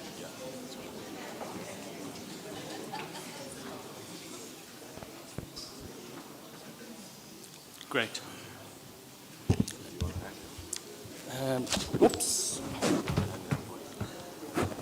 I prefer not to, actually. I need both hands. Sorry, colleagues at this table, you can't see me, but I'm not like Corinne. I need both hands. So first of all, great big thanks to Prof. Grace and Dr. Chile for asking me to be here with you and to say what an honor it absolutely is. And also to say to Lekolo and Corinne, they spoke, I think, absolutely appropriately for what it is that we are needing to be doing here. I really enjoyed your explanation of what this journey is all about, Lekolo, and I hope that architecture that you described there is what all of us will be remembering when we go back into our institutions. And then, you know, Corinne, you just hit all of the right buttons. So you take us into what I would like to think is the messiness of where we are. And the need to understand how to deal with this messiness. And I'm going to try and give you a sense of what this messiness is all about. So I'm a sociologist. I'm somebody who is constantly looking at all of you. And that's what I do. You might call me a perv. That kind of sense. But I never stop looking. It's my job. And I try and make sense of what's going on in your heads. I'm a sociologist in that sense, but I'm moving to become what is called a cognitive sociologist. Cognitive sociologists are weak psychologists. I've never studied, not for a day in my life, psychology, but I'm kind of moving in that direction. And so what I'm going to do is to try and explain to you who these people are with whom we are working in the system right now. And what this is all about. The way in which I'm going to do it is to talk very quickly about reading a system. Now I've got too many slides, so I'm going to skip through those slides, but I'll tell you, give you the gist of what I think the issues are in terms of reading your institutions. And then I'm going to talk about the kinds of pressures and factors that we need to be making sense of in reading the system. And I'll talk about the above pressures, the structuring ones, and then I'm going to talk about the below ones. I hope that leaves all of us with a little bit of a framework for thinking about where we are. So this is where we come from. This is what our our pre-1994 environment looked like. And this is the language that we used to describe where we were when we got to 1994. Historically white English universities with historically white Afrikaans universities with very different traditions. And those traditions still exist in some ways today. For those of us who move from a place like UCT to go and visit a place like UFS, we're still shocked. You know, there are things that are quite different in the way in which just relationships play themselves out in those institutions. And then, of course, we've had historically black institutions, particularly homeland universities, which come with also very embedded ways of doing things, with a transitional institution in between, the University of Fort Hare, which essentially borrows that historically white English tradition and comes out of it, but loses that to a large degree. So that's where we come from. Where we are now is another world altogether.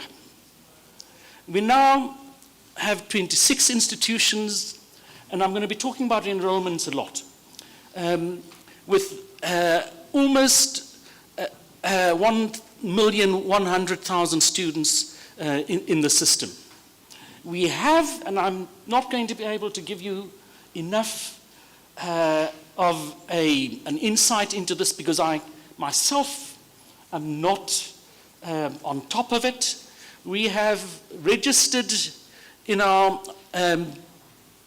accreditation, higher education accreditation process, 50 privates that have emerged in the country. If you go and look at the website for what this accreditation is, you'll see 102.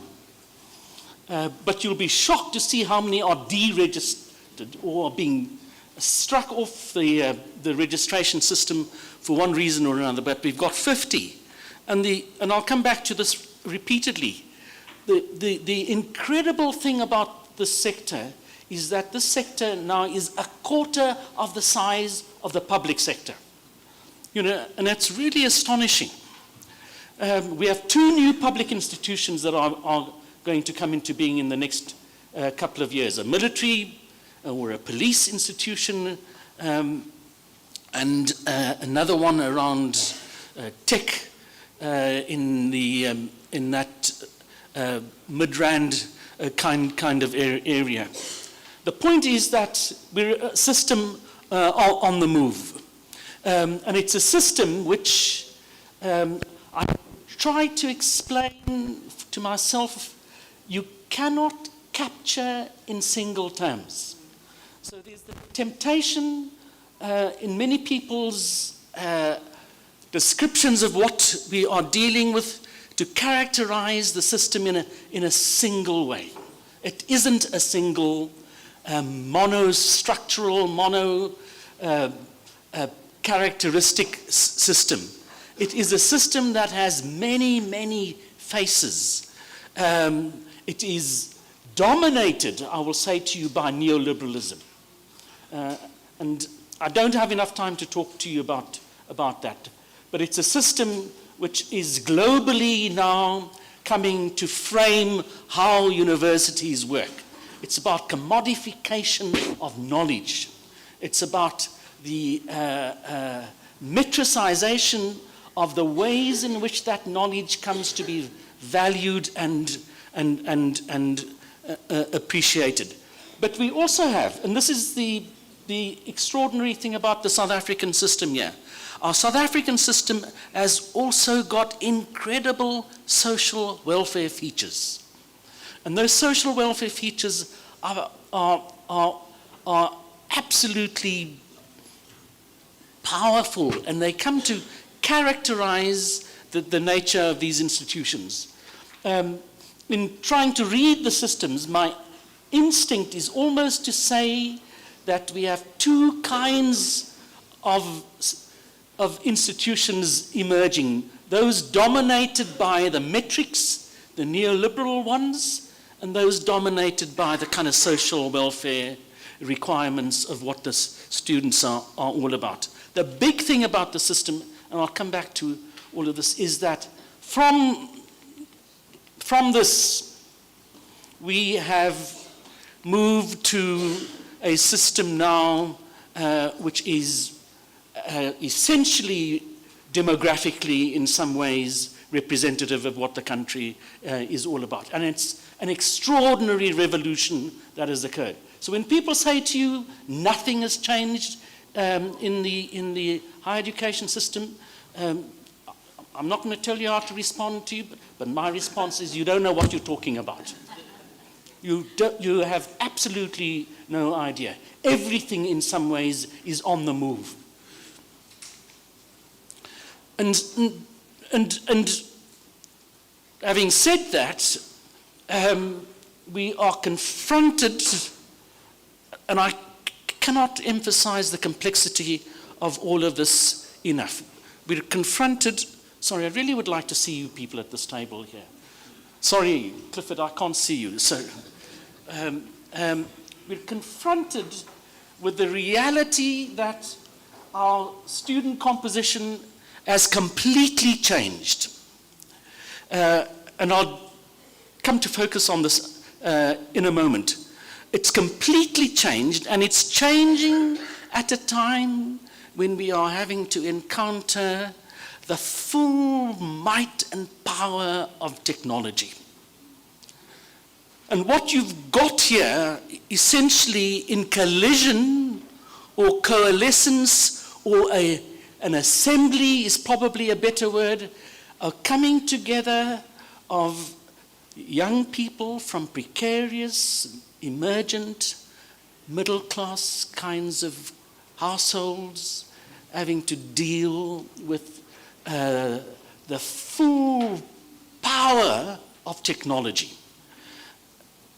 And that reality is a reality which I, as a sociologist, am most, in some ways, preoccupied with what is going on in the heads of these young people as this experience is happening to them. Many of them come to institutions hungry, but here they have ChatGPT and Perplexity at their disposal, and who is helping them make sense of what this encounter is all about? Who is helping them come to a sense of what their next move might be? So we now know that the dangers are intense, and we've got data. And some of this data is showing here that cheating is on the increase, and in ways that you are not able to control, right? So how do you then, in thinking about supporting these young people, come to deal with this problem? I help at the university, Nelson Mandela University, and we're very interested there at this time in thinking about this AI moment. And my instinct in helping them think about this moment is say to them, you've got to think of your induction, your orientation, as having to concentrate on talking to students about integrity, honesty, and authenticity. Integrity, honesty, authenticity. And how you keep that together as a way of managing your sense of being a student. How do you do that? And I haven't succeeded yet. But I hope that we're going to be able to get to that.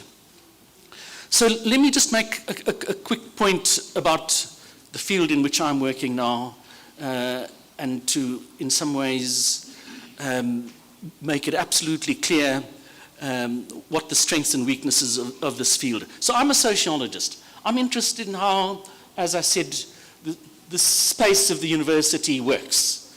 How particularly it comes to produce what we call academic subjects, academic citizens. And I just need to say to you that there isn't an established field which is called the sociology of higher education. We've got a field which we can describe as the sociology of education, which is essentially about K to 12, and we know quite a lot about that, and we borrow a lot from that. But we don't have a clear grip of what's going on inside of the universities.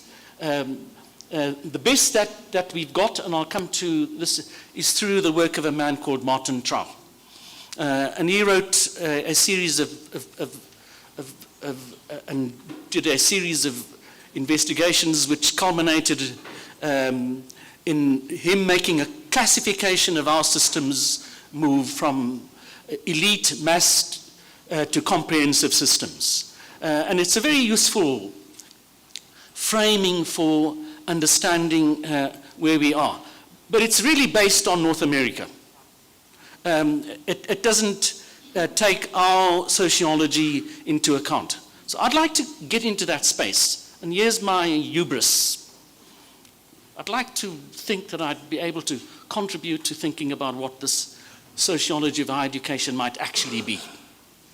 And the way in which I am approaching that is to think that we need to understand these institutions through these categories that Martin Trau talks to us about, and these are the categories, and I'm not going to show them to you, but to add to that how these institutions are socially embedded, how they are located in the context in which they find themselves. So again, we're very happy for you to have these slides, colleagues. But the point I want to leave to you at this particular is that I am now coming at thinking about what you are having to deal with in terms of what all of these structuring forces are from above and what the factors are that are driving change also that come from the bottom. And in terms of that, I'd like to say that we're actually then dealing with a system that is in incredible tension. It's a system that is in tension. And that tension comes from our democratizing impulse. Our white paper from 1997 is really clear about that. It's equity of access, it's well-planned, coordinated teaching and learning, it's supporting a democratic ethos. And so that's the process from above. Prof. Grace, how much time have I got? 15 minutes. Okay. So these are what the enrollments look like here. And what I just want to point to you just very quickly. Just look at how many people whom we regard as, sorry, I'm a non-racialist. I'm very anxious about all of these racializing terms. I'd like to think of myself as a human being living in Africa right now. You know. But this is what we've inherited.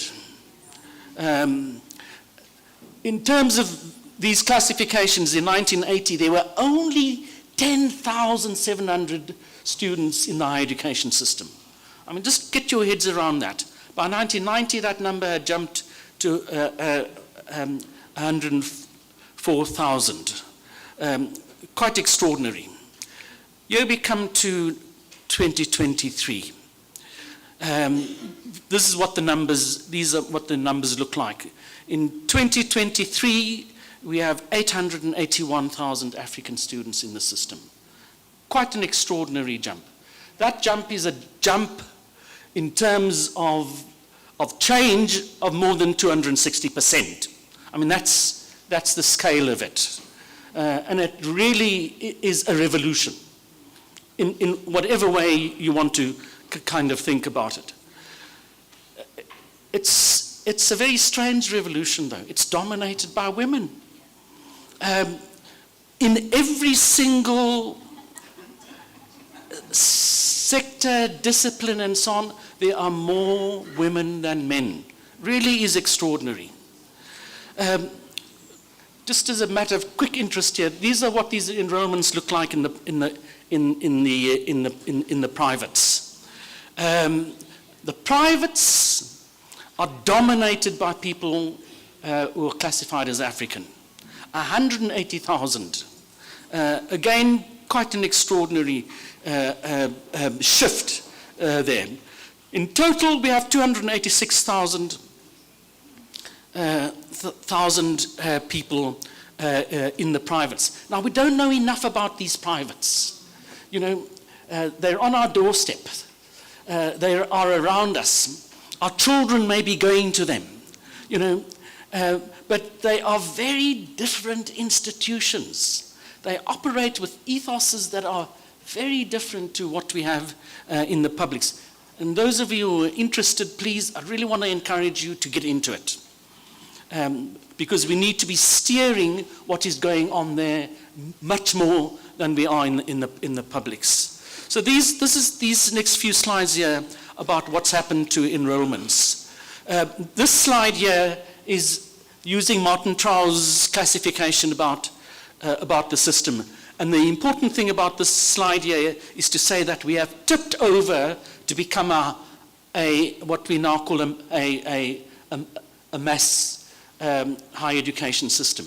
A mass higher education system is one where your enrollments of the participating age group are greater than 15%. We now are sitting at around about 22%. Quite extraordinary. This is what has happened at UCT. These shifts are really quite remarkable. But the shifts come also only in particular kinds of places. In a place like Zululand, there's almost no shift at all. Just look at these enrollments, these African enrollments at UniZul from 2003. There were almost 10,000 students there. In 2003, 9,500 were African. When we get to 2023, the enrollments are 17,600 and 17,500. Only 100 students are not African. I mean, what the heck? You know, why is that? This is at the New University of Mpumalanga. Just look at how those enrollments are. And I've tried to go and look at where these people come from. And the extraordinary thing about this institution and about the University of Zululand is that most students come from the hinterland, from around the university. A university like Cape Town, more than half of the students will be coming from outside. When we were doing our admissions program policy development at UCT, we also asked these students about their parents. And more than half of the parents at UCT had 2 degrees. Really, at that particular point, you know, quite astonishing. And you compare those parents to parents in these environments. These are international student enrollments, and you know, they're also very interesting.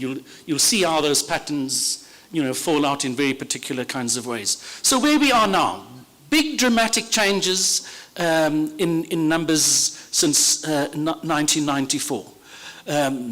Our participation rate has moved up to 24%. Enrollments have doubled between 2011 and 2023, dominated by females in almost every field of study.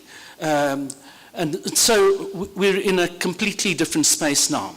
The space is decidedly more representative of the population, but crucially, and that's the middle block there, in 2015, 47% of these students enrolling were not finishing their degrees. The black dropout rate in the first year was 32.1%, which is lower, which is higher, that dropout rate, than it had been when we were looking at those smaller number. But the most crucial thing, and And this is almost the thing that I want to leave you with.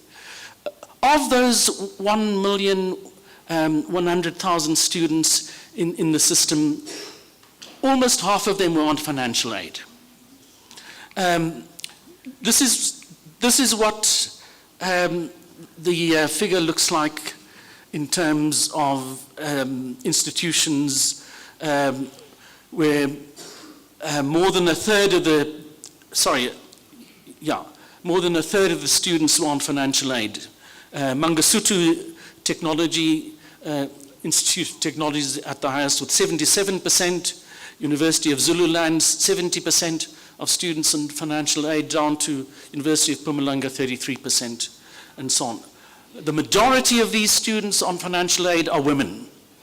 And the majority are, of course, African. But here's also a curiosity.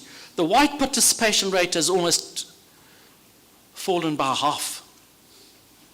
In 2021, white participation rates in the system had dropped to 48. It had gone up at its peak to about 63, 64%, from constituting 68% of the national share of enrollments in 1980 and 52.1% in 1990. White enrollments share had dropped to 12% in 2021. But we can't find those students in the system any longer.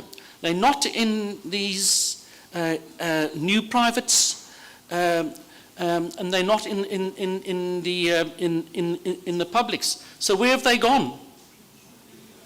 Where have they gone? They've gone. They've gone. And it really, really is extraordinary. So I've got things here about the professoriate, but I'm not going to go there.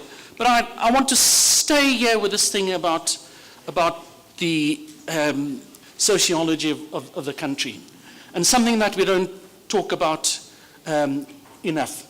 One of the most important things that has happened to South Africa after 1994 is this growth in the black middle class. When we got to 1994, out of a population of about 45 million people, only something like 250 people in the African community would be described as middle class.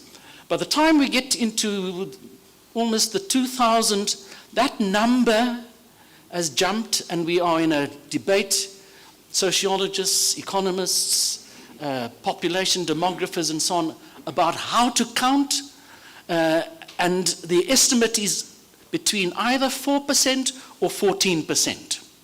Now, whether it's 4% or 14%, the jump is absolutely dramatic. And we don't do enough about understanding the significance of that jump as social scientists. But the critical thing about this jump is comfort. So this new middle class, this new black middle class, is precarious. It is not well established middle class, which is 3 generations deep. Right? From the 1950s, that's when affirmative action kicked in for white people in South Africa. And it made possible, that affirmative action, incredible social upward mobility. People were able to buy houses, and they, new cars, people went into education.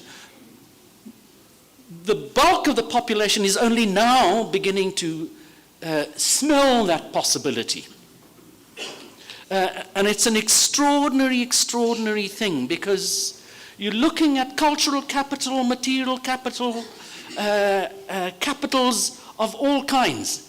And the kids coming into the universities are now coming with that precarious capital. As I said, into the space of hyper-technology. And we don't know enough about what that experience is all about. And it's our job to come to help those young people navigate that encounter in much, much more supportive kinds of ways. So that's why we see this rage at UCT. The rage at UCT is essentially about those young people having been left alone. Left alone. When they talk about black pain, it's the pain of not being supported sufficiently. The pain in historically disadvantaged institutions is about the pain of, now, where am I going to sleep? I've arrived here now, on your doorstep, and you're not giving me a sense of security about what my next few days is going to be all about. And so the basic things are at issue in these institutions, different to the historically advantaged institutions. They're very different kinds of things. So this is my last slide. So we now have a new system, and you can classify and divide and make sense of the system as being a system which is essentially in 3 bands. And I hope I'm not offending your sensibilities here about where you come from, colleagues. But you've got 5 in this upper band: UCT, UKZN, Stellenbosch, UP, and WITS. And I dare say, and this is where I deliberately am going to put my all in, you sending your children to these institutions. By and large. I get into trouble when I say that. And then you've got this middle band: Northwest, UJ, UNISA, UFS, NMU, UWC, and Rhodes. They've become largely black institutions. And then you've got the lower band. And the lower band is dealing with this precarious black middle class. It's dealing with these kids that have got so little, and we know so little about them. So what I'm saying to you, colleagues, is that we're in a state of immense complexity. There are new inclusions, and let me say new privileged strata that are emerging, but we've got new exclusions. Who is being excluded? It's that almost, and I'm going to give a name to it, it's the unassimilable black working class. Poor black people are not getting anywhere near and close to what the system is all about. And the power struggle is now a different struggle. I know we still talk a lot about race, and there's a lot of racism in spaces, and I don't want to minimize this, but we're turning our noses to the realities of the fact that our poor are being excluded in massive ways right now. So we've become a mass education system, but it is for this new elite. And we've got to begin to think about how we deal with the challenge of bringing all of our young people, all of our children with incredible abilities that are being suppressed in these places into the possibility of what this new elite is now beginning to realize. This new elite is essentially beginning to take over the system. And they're beginning to take over the system in ways that, and I'm going to lay this on all of us, we have not prepared them properly for taking leadership. You know, we have not properly prepared them for thinking about what their own responsibilities are, you know, for how we come to build the society that is truly inclusive. So thanks very much, colleagues.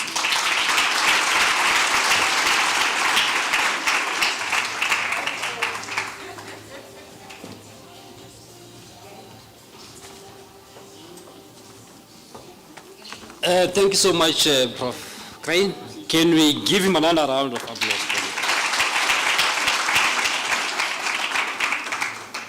That was very powerful, Prof. Your address do remind us of a true excellence in higher education, and is inseparable from the equity, access, as well as inclusion. Colleagues, can I have my keynote speakers, please, just to upload and thank them?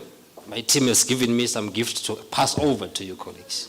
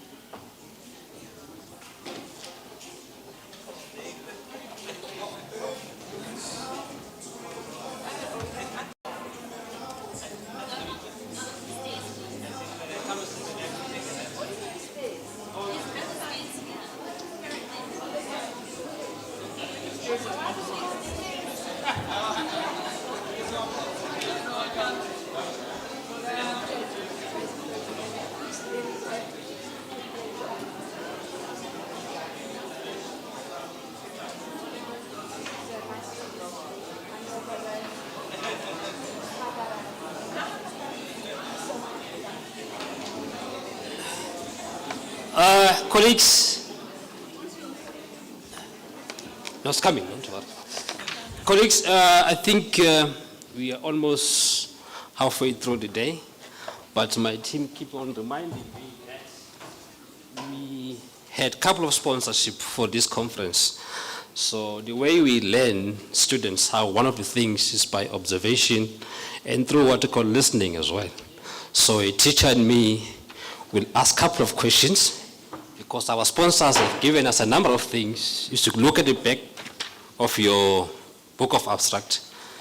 We have BMW there as one of our sponsors. You might win a car. So try your luck. And all of them have given us something, right? So we will give you those things. We're not jealous, going to share it with you. But of course, we must work hard for it. One of the questions my team asked me to say or to ask was that the conference is brought to you by the Center for Academic Development in collaboration with the faculty at Value University of Technology. What faculty is that? Which faculty is that? Yes? Okay. Another guess? Another guess? Okay. Yeah. You can come and take your present, ma'am.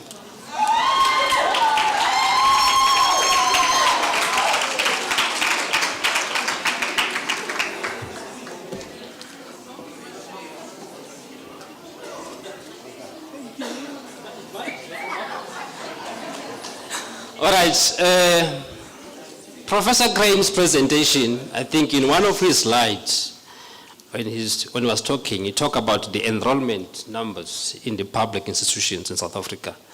Who can remember that number in his presentation? Yeah, the question was, he talks about enrollment in public institutions in South Africa. What's the figure?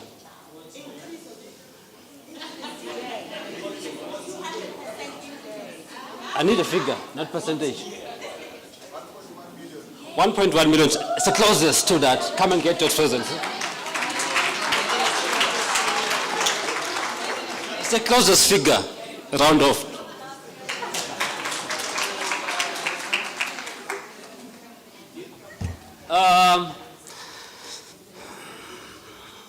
My colleague will talk about that they collaborate with a number of institutions in South Africa.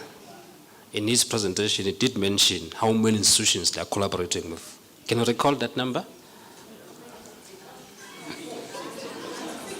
Yes, sir? 4. Aye, not even closest. 18, yes.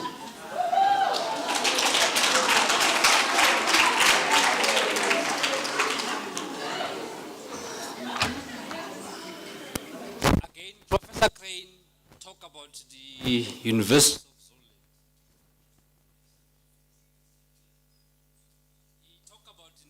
In one of his slides and said that some students there, their nest was funded. In 2023, what's the percentage of those students? In 2023? Yes, sir?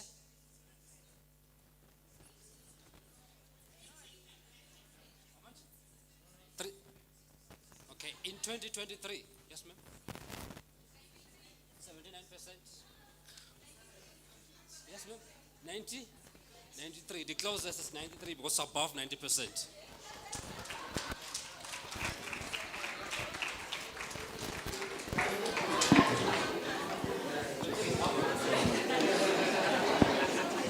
All right, then the last one before T will be that again in his presentation, in his talk, he said that the majority of our students, they are NSFAS funded, right? Now, which in terms of the gender, is it male or female?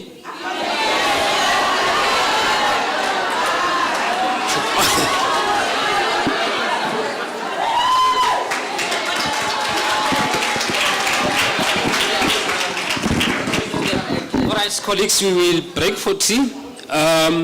We have one of our sponsors is BMW, as I said.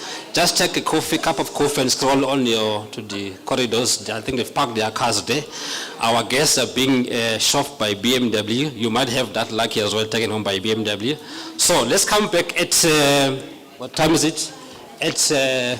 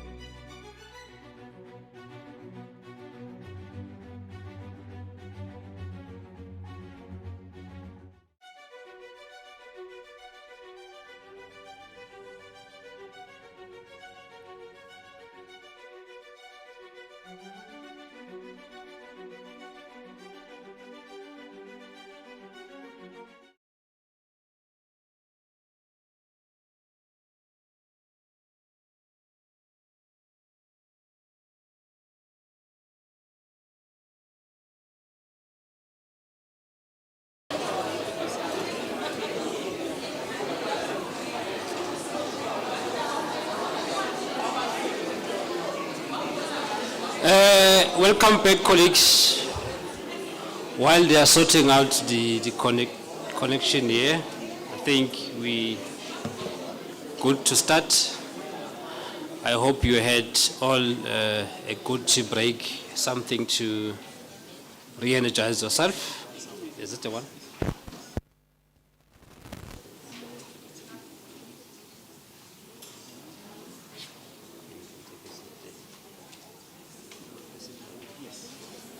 Re-energize yourself. Welcome back.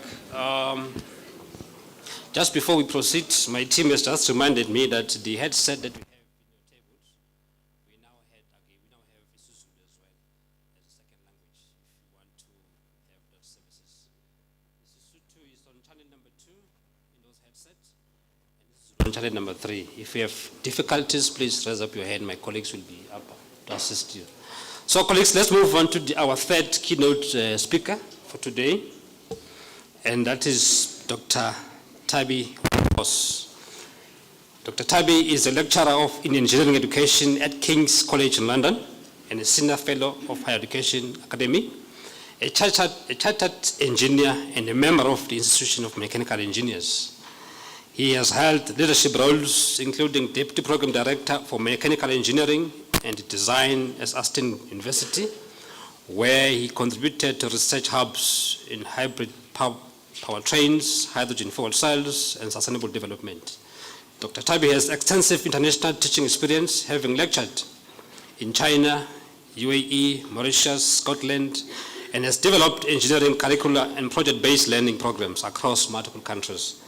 His research focuses on engineering education and curriculum development in developing contexts with ongoing projects in Ghana, Kenya, India, Pakistan, South Korea, Saudi Arabia, South Africa, of course, and Rwanda, supported by the British Council, Royal Academy of Engineering, and the innovative UK. His work will challenge us to rethink how we design learning experiences that are inclusive, impactful, and responsive to the needs of all students in our diverse university context. Please join me in welcoming Dr. Tabi on stage.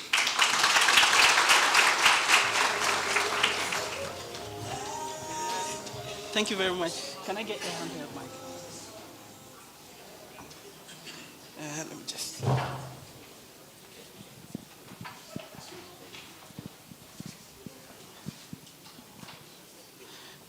And please check the time. Hello. Okay, so a very good morning to everyone. I've already been introduced, so I bring you greetings from King's College London. In fact, I have to be very specific. Cold greetings from King's College London, because we are just about to start the winter. Just some bits of information about King's College London. Our location is one of the key selling points for us. Why? Because we are the central part of London. We are very close to the Parliament House. We are also very close to other notable places. For those of you that knows of Big Ben, for those of you that have heard of other notable places in London, we are the central part. And I think that has always been one of the key things that attract our students to the various programs that we deliver as an institution. But something phenomenal happened after 2008. Now, the engineering department at King's College London had to shut down. For some reason, and due to want of time, I would not want to go into it. But then when we decided to roll back the engineering department in 2019, there were some key consideration that we had to take into account. Why? Because we were going to compete with other universities that were already in the market. We were going to compete with other institutions that already knew the people that makes things happen in London. And if we want to stand out, especially if we don't want our staff to run out of business, where after some period of time we asked them to apply for redundancy, then we had to do something different. Most importantly, our students, what were they going to take out of our program? So in relaunching the engineering department, we asked ourselves that what do we want to see in our students? Now, one of the key things that we realized is that when we look at the problems of today, it's no longer discipline specific. Most of the problems that we are confronted in the world is not a matter of you being mechanical engineer. It's not a matter of you being specialized in civil engineering, but more of you having bits and pieces in terms of knowledge within engineering as a discipline. So we wanted our students to have that multidisciplinary sense of approach in adapting or approaching any problems that they face in the world. And again, we wanted our students to be global citizens whose thought process is not going to be narrowed or limited by virtue of their geographic location. That because they are in UK, when they are confronted with challenges in Africa, they don't have knowledge about it. Or when the dynamics change, that they find jobs even outside Europe, they will not be able to survive. And again, we didn't want our students to become cash cows, where it's just a matter of they paying tuition fees to us. We just give them some learning content. After a period of time, they exit the program, and that means that we've been able to do due diligence in terms of training our students. We also believe that education goes beyond certification. We didn't want the student to always walk around chest up with any form of degree classification, whether first class, whatever, alone. But we wanted to really measure the sort of knowledge that they take out of our program. So before I move on, randomly, I'm not going to pick at anyone, but I think, Catherine, can I pick on you? What is your worst learning experience? If you cast your mind back 20, 30 years ago, when you were an undergraduate student, if I may ask. Worst learning experience. And I think I would move down the stage at this. Your worst learning experience. Being talked at. Okay, being talked at. So I'll move to the far end. Your worst learning experience. And by this, I want to pick on the academics. Any academic on this table? Don't be shy, don't be shy. Your worst learning experience. You are smiling, so I'm going to pick up on you. Your worst learning experience. What do you remember when you were a student? Yes, if you can pass the mic to me. Okay. Your worst learning experience. To learn under being overcrowded in a class. Okay, overcrowded environment. And I think I'll walk to the very far end. And that will be the last submission that I'm going to take in the room. So, your worst learning experience. Can I pick on you? Okay. About the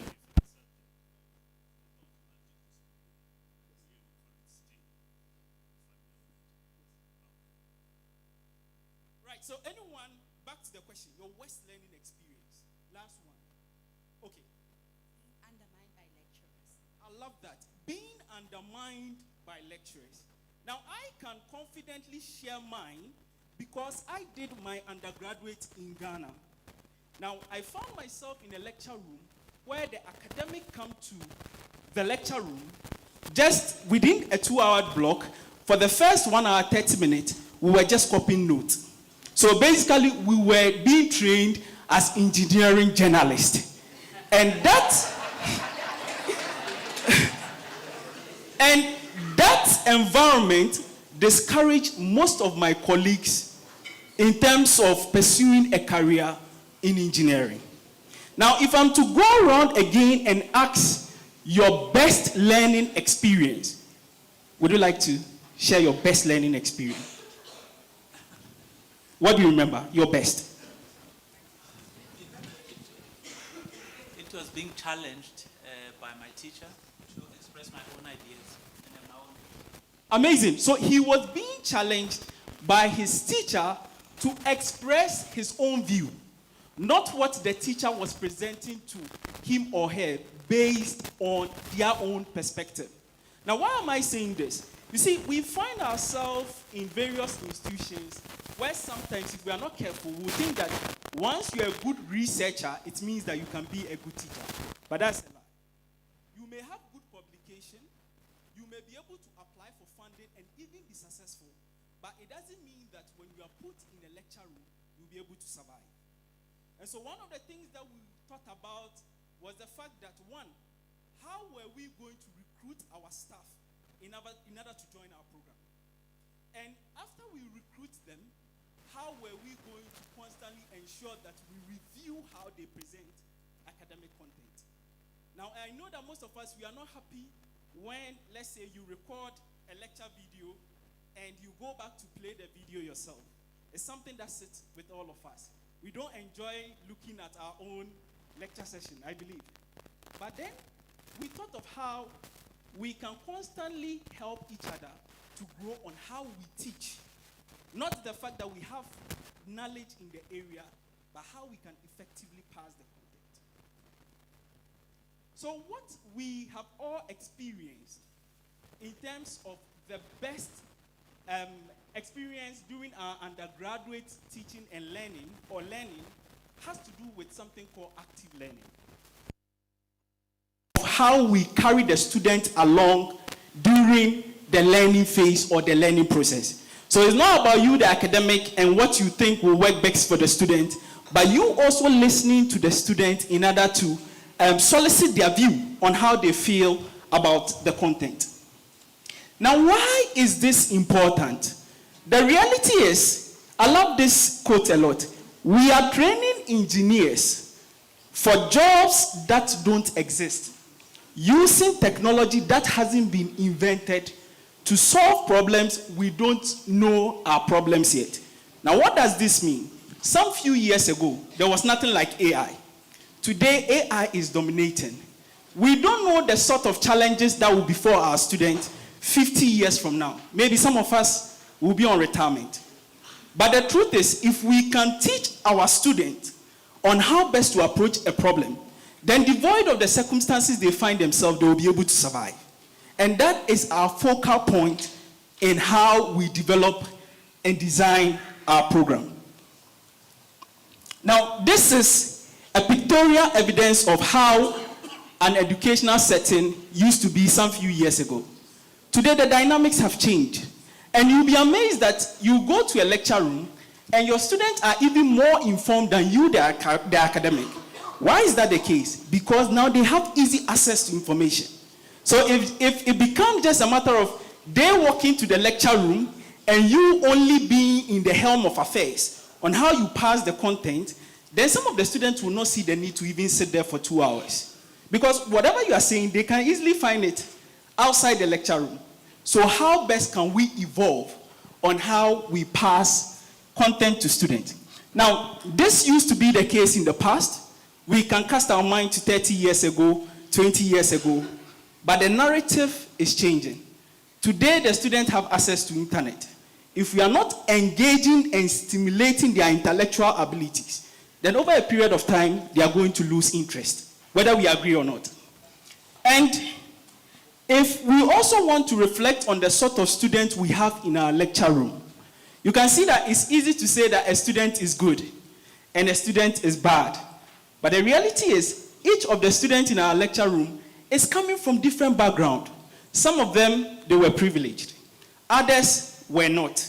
And the reality is, even after the end of the lecture session, the environment they find themselves that will cushion their learning tend to differ. And so if we are just going to use a generalized approach in passing academic content to the student, then we are really not going to do due diligence to whatever student that we have in our lecture room. But then we can begin to think about, my battery is running low, okay. So we can begin to think about, my slide is not moving. Okay, that's fine. So we can begin to think about how in a lecture room, the focus is not only the ones that are talking, or those that we think that they are really following the content that we are presenting to them, but how we can rather place more emphasis on those that remain silent during the teaching block. Why? Because some of them, their level of knowledge may go beyond just listening or even visualizing the content that we present to them. But eventually, we want to carry everybody in the lecture room along. So we can begin to reflect on how we can move from passive form of teaching to more active form of teaching. So for instance, for some of my models, I can tell the students, go and prepare and come and teach to your colleagues this particular topic next week. And you'll be amazed the sort of information that they are able to bounce among themselves. And that alone can help in peer learning. So the dynamics is changing, and we need to also evolve in terms of how we present academic content.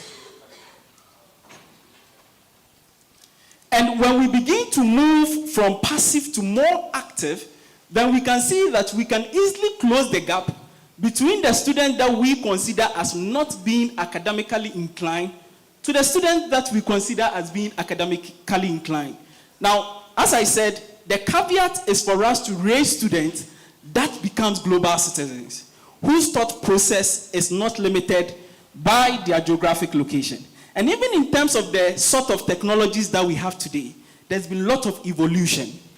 So all these are telling us that how things used to be done 30 years ago, we cannot hold the same posture. Or how you were taught during your undergraduate studies, you cannot adapt the same approach now. It wouldn't work, just because of the cohort of students that we have now. Now, why is this the case? Because in a lecture room, you can have students that are good in terms of listening, that are good in terms of their visuals, they are good in terms of reading. Some of them, they have that hands-on experience because of how they were raised. If they found themselves in more workshop or more areas where their hands were used, obviously they are going to be good. And so all these things must be taken into account when we are developing any form of curriculum. But why should we spend more time? Because this approach is very difficult. It's not like the conventional one. Because we don't want our students to leave our program being able to only present how they passed and good in terms of the maths and the science. We want them to be able to think outside the box, and in spite of whatever challenge is presented to them, they will be able to find solution to them. So we can think of our students as raw materials. So they come into the four corners of our university with no knowledge at all. We expect that within 4 years, they go through some training, and after that, they will be fit for purpose in terms of their immediate environment, which could be likened to an energy conversion analogy. But as academics, what do we want our students to achieve at the end of the day? Should they be able to solve problems in terms of wider societal context? Should they consider issues pertaining to their immediate environment, or their solution to problem should be community related? All these things must be taught in our lecture room in order to make our students fit for purpose. So at King's, we came up with something different. That we didn't want the student to only pass examination. We were not after the examination. We were after what they could develop at the end of the teaching term once they complete any form of model. So it was more of outcome-based learning. What can you demonstrate in terms of whether you are building an artifact or whatever? What can you show after a block set of time? And in doing that, we had to reflect on our various models. This time around, we were not going to present our program in silos, where we needed the student to specialize, whether in mechanical, whether civil, whether electrical. No. We thought of something called general engineering program. So the students are given bits and pieces of various engineering disciplines, and the problems that they see is a reflection of what they will see in an industry. And in doing that, we identified some common models in what we call level 4 and level 5. And then we also developed what is called anchored models. And in these anchored models, they were problem specific. So the students were given specific industry-related problems, whereas they are finding solutions to those problems in groups, they acquire the skills that is measurable. Now, I like the fact that Karen made mention of open-ended problems. We call it wicked problems, where the students are being tasked to solve a solution to everyday problems that doesn't have a specific or a well-defined solution. But at the end of the day, within the cohort, each of them come up with different solutions. And that is a reflection of what we see in real life. So that is what we wanted to capture in our program. Now, there is this law that, again, was one of the basics when we were developing our program, that organizations with design systems are constrained to produce designs which are copies of the structures of these organizations. So we were asking ourselves, in terms of our output as Kings, what are the key reflections that our students will present out once they complete our program? Now, that had nothing to do with the various top hierarchy, that is whether the dean, the faculty, no, or heads of the, no. We stripped it back down to us within the department as academics, because the changes is going to be gradual.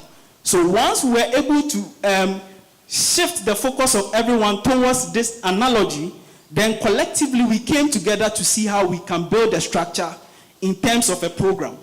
And so we decided to think about how we can eliminate any form of fragmentation in a typical engineering faculty. Because we are going to compete with Oxford, we are going to compete with Cambridge, we are going to compete with UCL. And trust me, we don't stand a chance. But the only thing that we considered as our key selling point is to eliminate any form of fragmentation, which is very typical in an engineering program.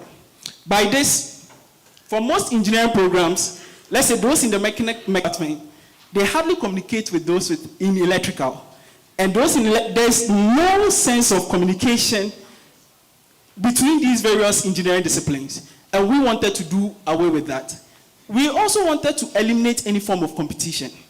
We wanted our students to begin to think from a diverse perspective, that whenever even they are applying for a job, especially even with the enrollment numbers, I think it's scary. 1.1 million, where do they end up? How can they be for our immediate environment? Because that's the reason why they are being educated. But if the reflection is on how, okay, I'm a mechanical engineer, there's a job that has to do with electrical, and because I don't have that basic knowledge, I'm not fit for purpose, then that means we are even limiting the opportunities for our students. So we gave them some of these skills so that even if there is an electrical job opportunity, at least they will be able to put their best foot forward. And most importantly, we also introduce entrepreneurship. Because we know that everyone is thinking of how they can be employed. But what if the market is not there to accommodate all of us? How about we can begin to train our students to think from a business perspective, that when they are developing any form of capstone project, they think about the business element to it. How can they take ownership of their knowledge?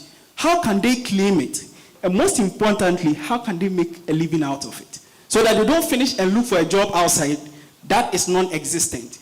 We have to think about that when we're designing our program.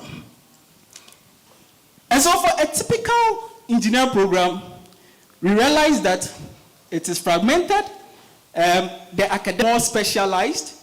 So if they are in mechanical, they want to stick to the discipline.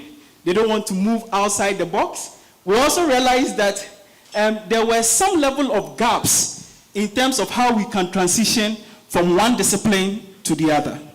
Now the key caveat here is, was it easy with us moving? The first thing that we had to think about was infrastructure. We had to redesign our infrastructure. But the buildings are nothing if the people doesn't have a change of mind. So in terms of the culture and the mindset, we had to narrow everybody to buy into the vision, because that is when the transformation could effectively happen. And once that was done, this was our past head of department.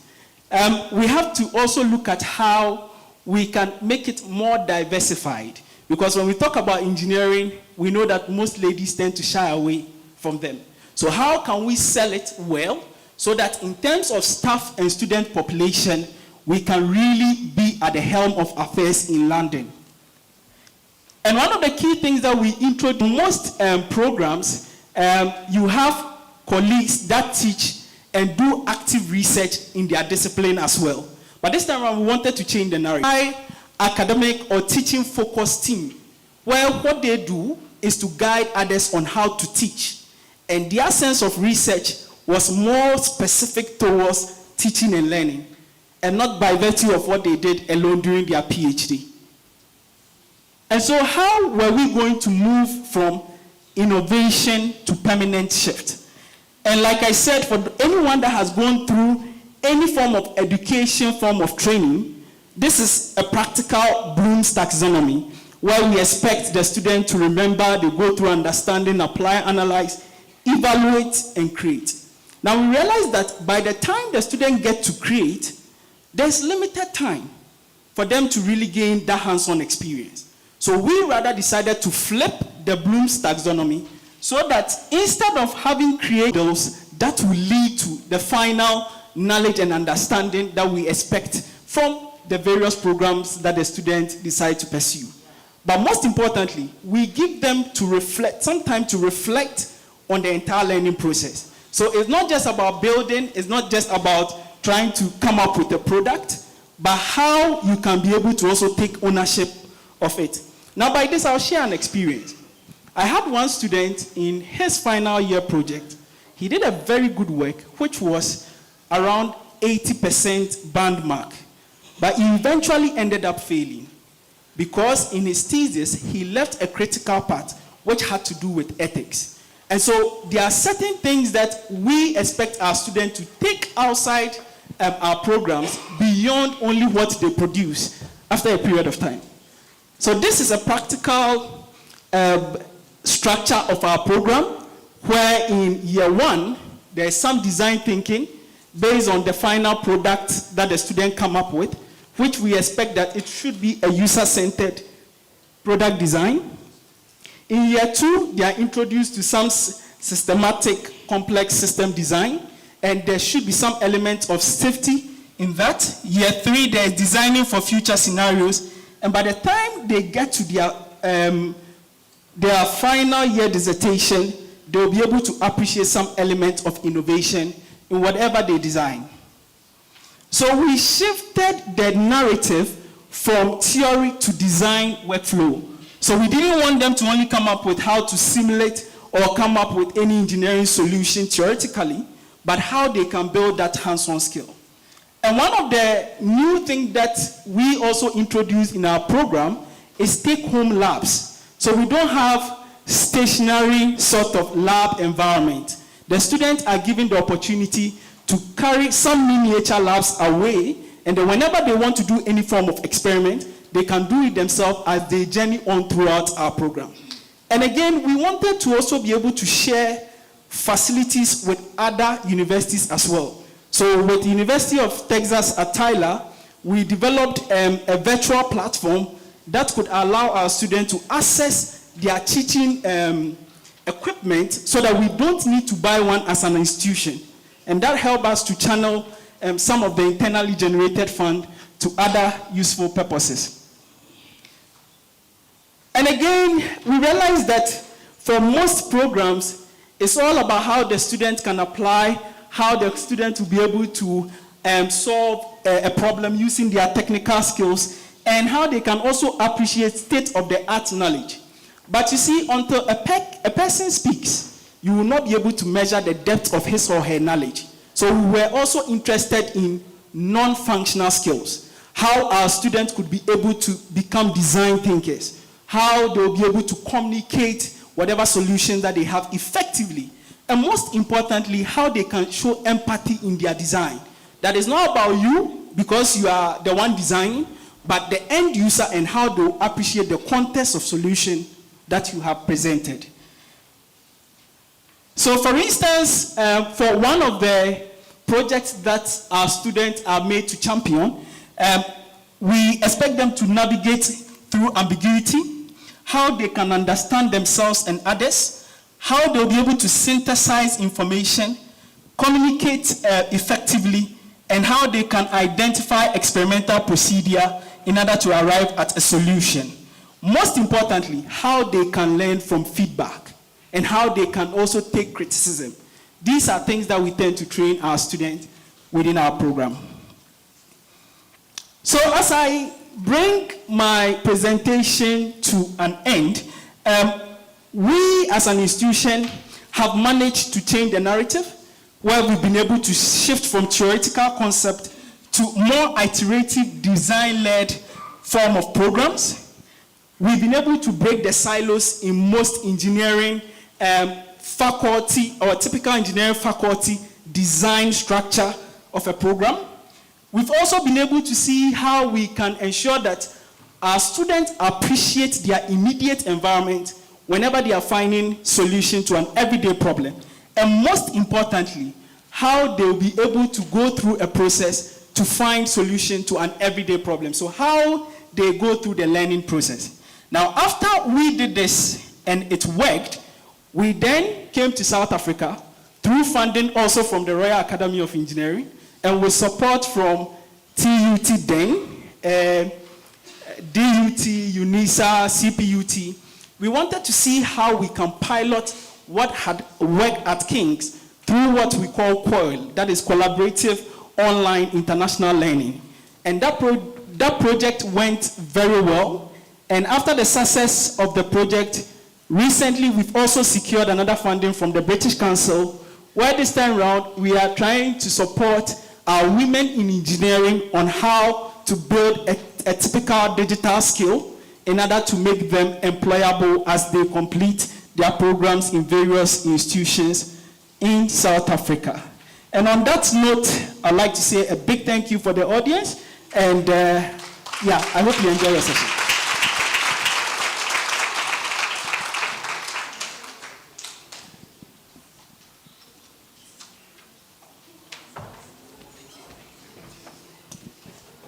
Thank you, Doc, for that presentation. Can we give him another round of applause, colleagues?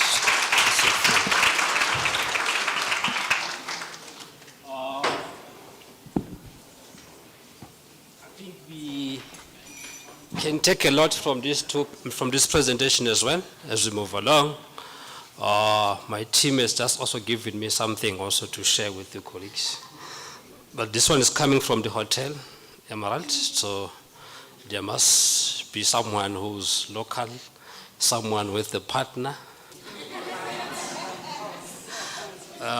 They say, yeah, you must claim your free aquadome adventure golf and wall climbing experience while enjoying complimentary drink at Willow's Bar. So there are 2 tickets per set. So obvious, then if there are 2, there must be 2 people. So he talked about COIL. What does COIL stand for? Do you have a partner?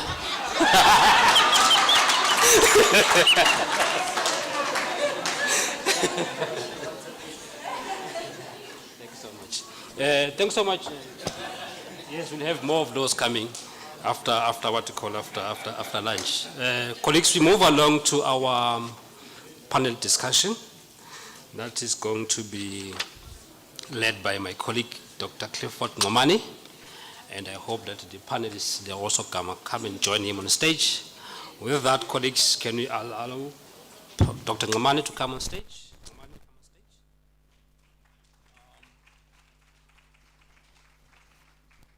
He will then take us to the lunch, but before that, can I just make one announcement in terms of the parallel sessions after lunch? We will, in our program, I think it says there are 3 venues. So during lunch, they will partition this venue into 3.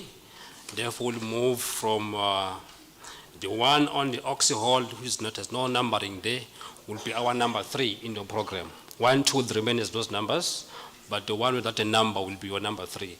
The halls are numbered on the outside, so you can check that. So if we come back after lunch, we'll go for our parallel sessions, and this hall will be partitioned. So, Dr. Ngomani, with your team, please take us to lunchtime. Thank you.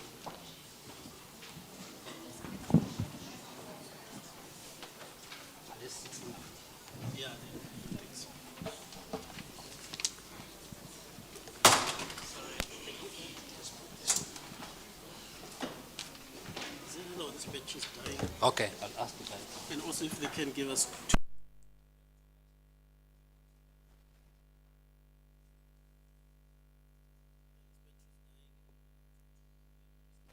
one before things are on. Okay.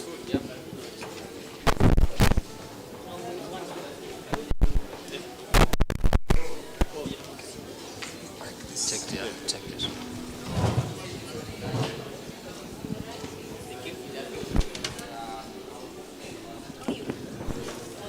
Where's the laptop? You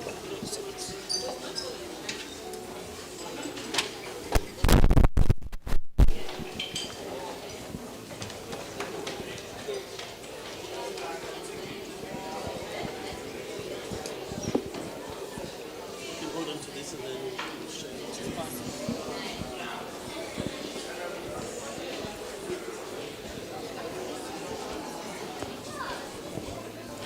Okay, good afternoon. Good afternoon. Yes. Good afternoon, colleague.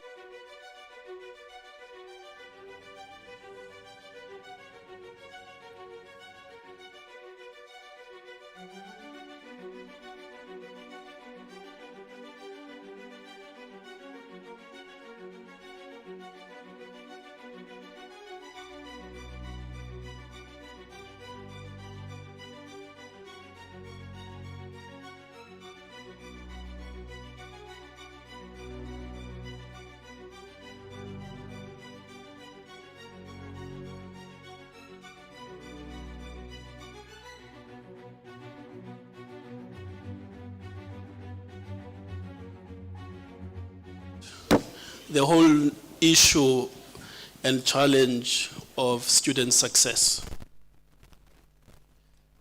I would like to argue, and some may think that is controversial, that the sole purpose of a university or any educational institution is to pursue student success. Everything else is incidental to that, right? It's not even teaching and learning.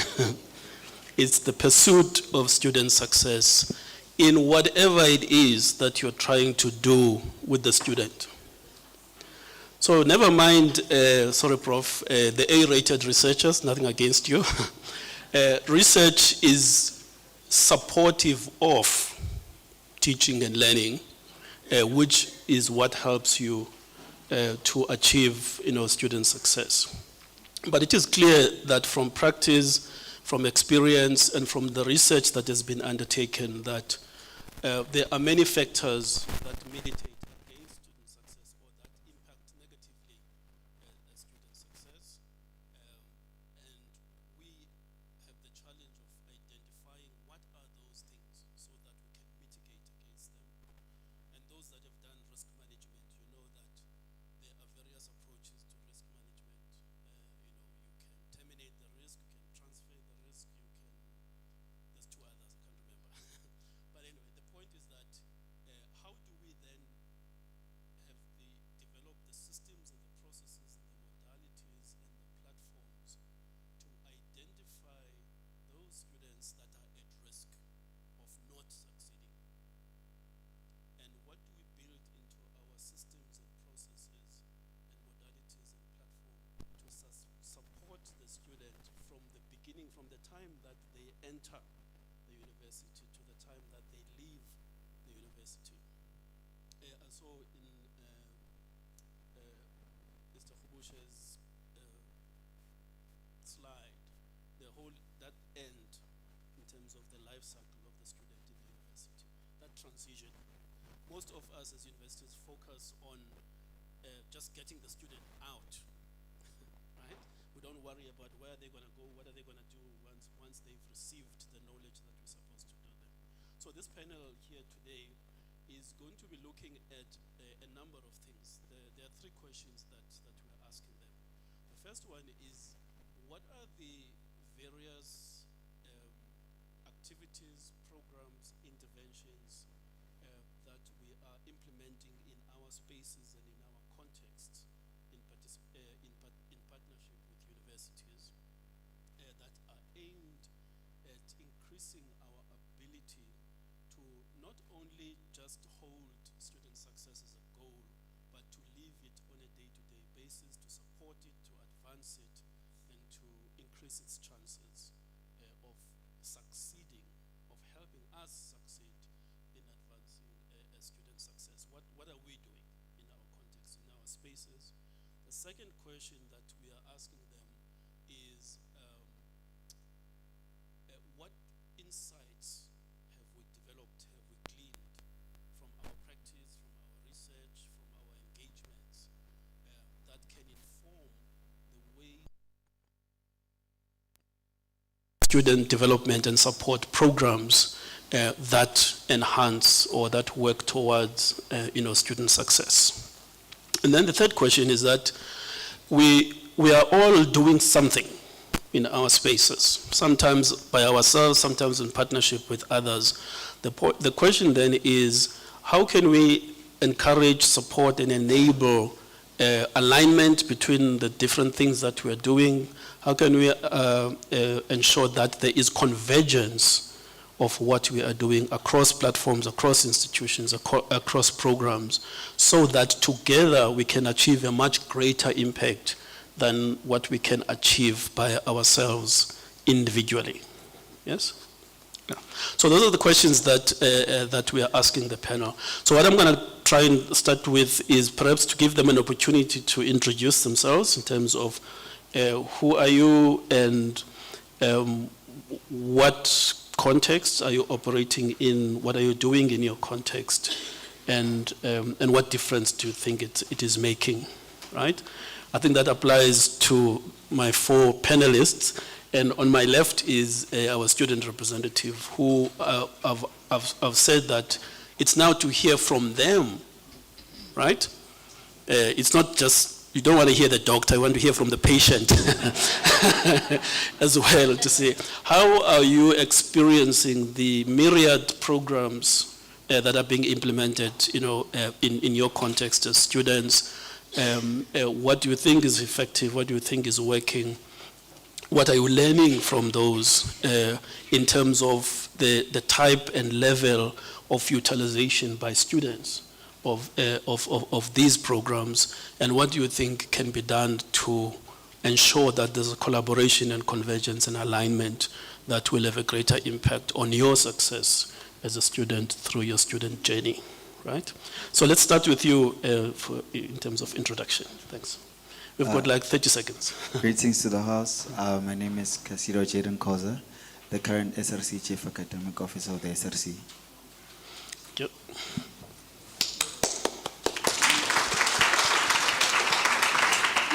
Good afternoon, everybody. I am Gugu Kanye, Director for Student Success at the Center for Teaching. Can you not hear me?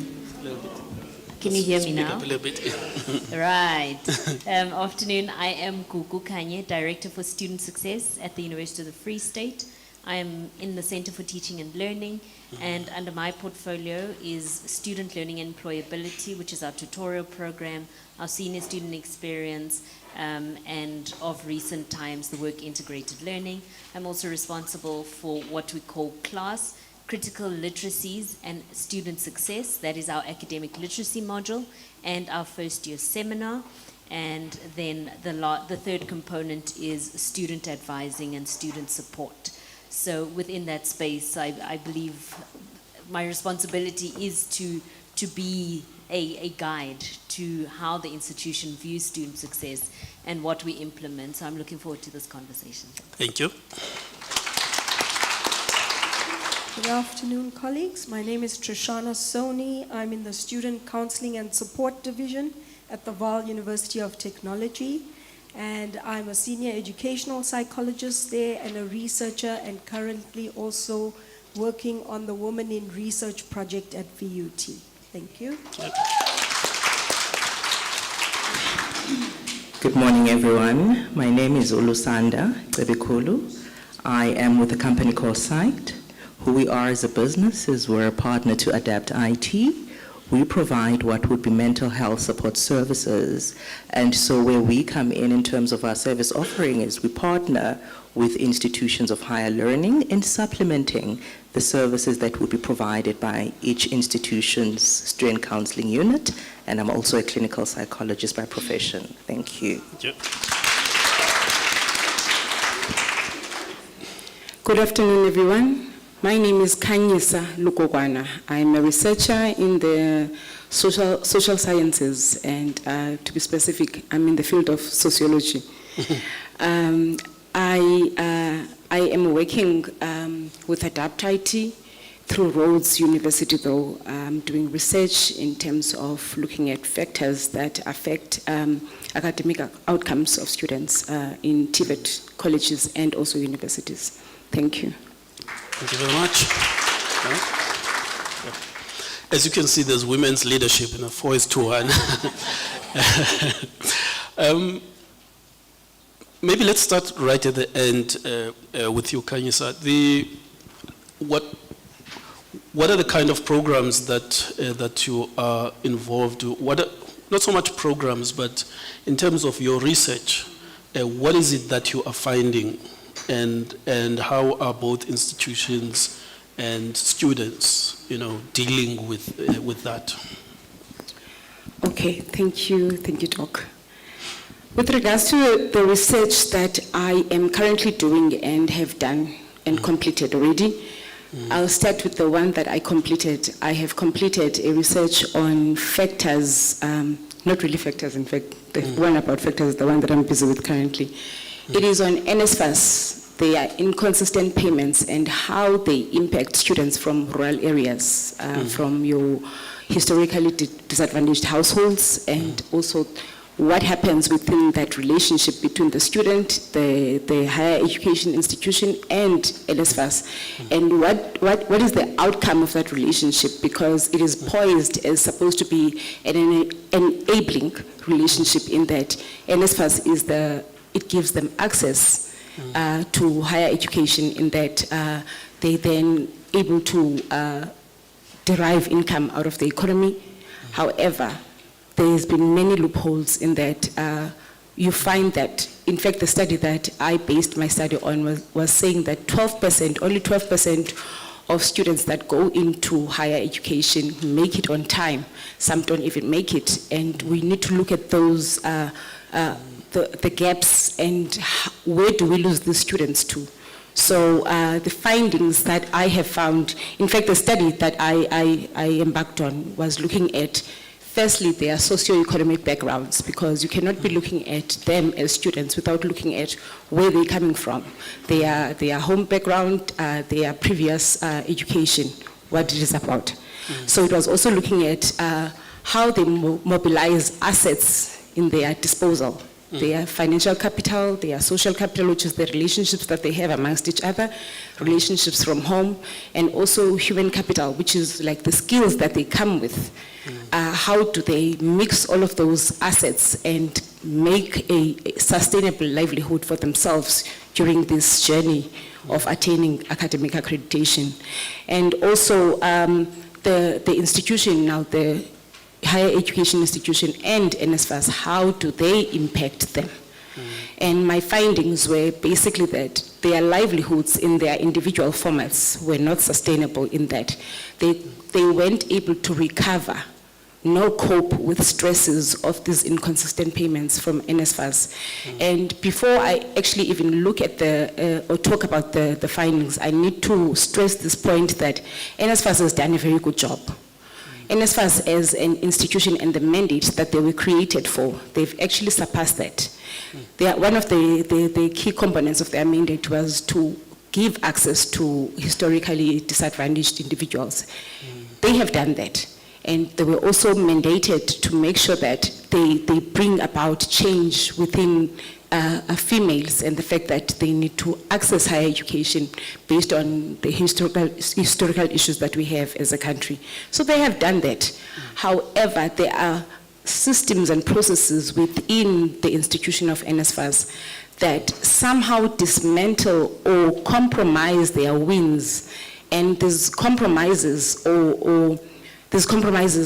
how do they affect the students who are supposed to be the actual beneficiaries of this beautiful strategy of our government? So livelihoods of the students were, according to the research that I've done, it was a qualitative study. They were certainly not sustainable, in that these students are coming from your historically disadvantaged backgrounds. They don't have money. Like, they're coming from households that don't even have a graduate.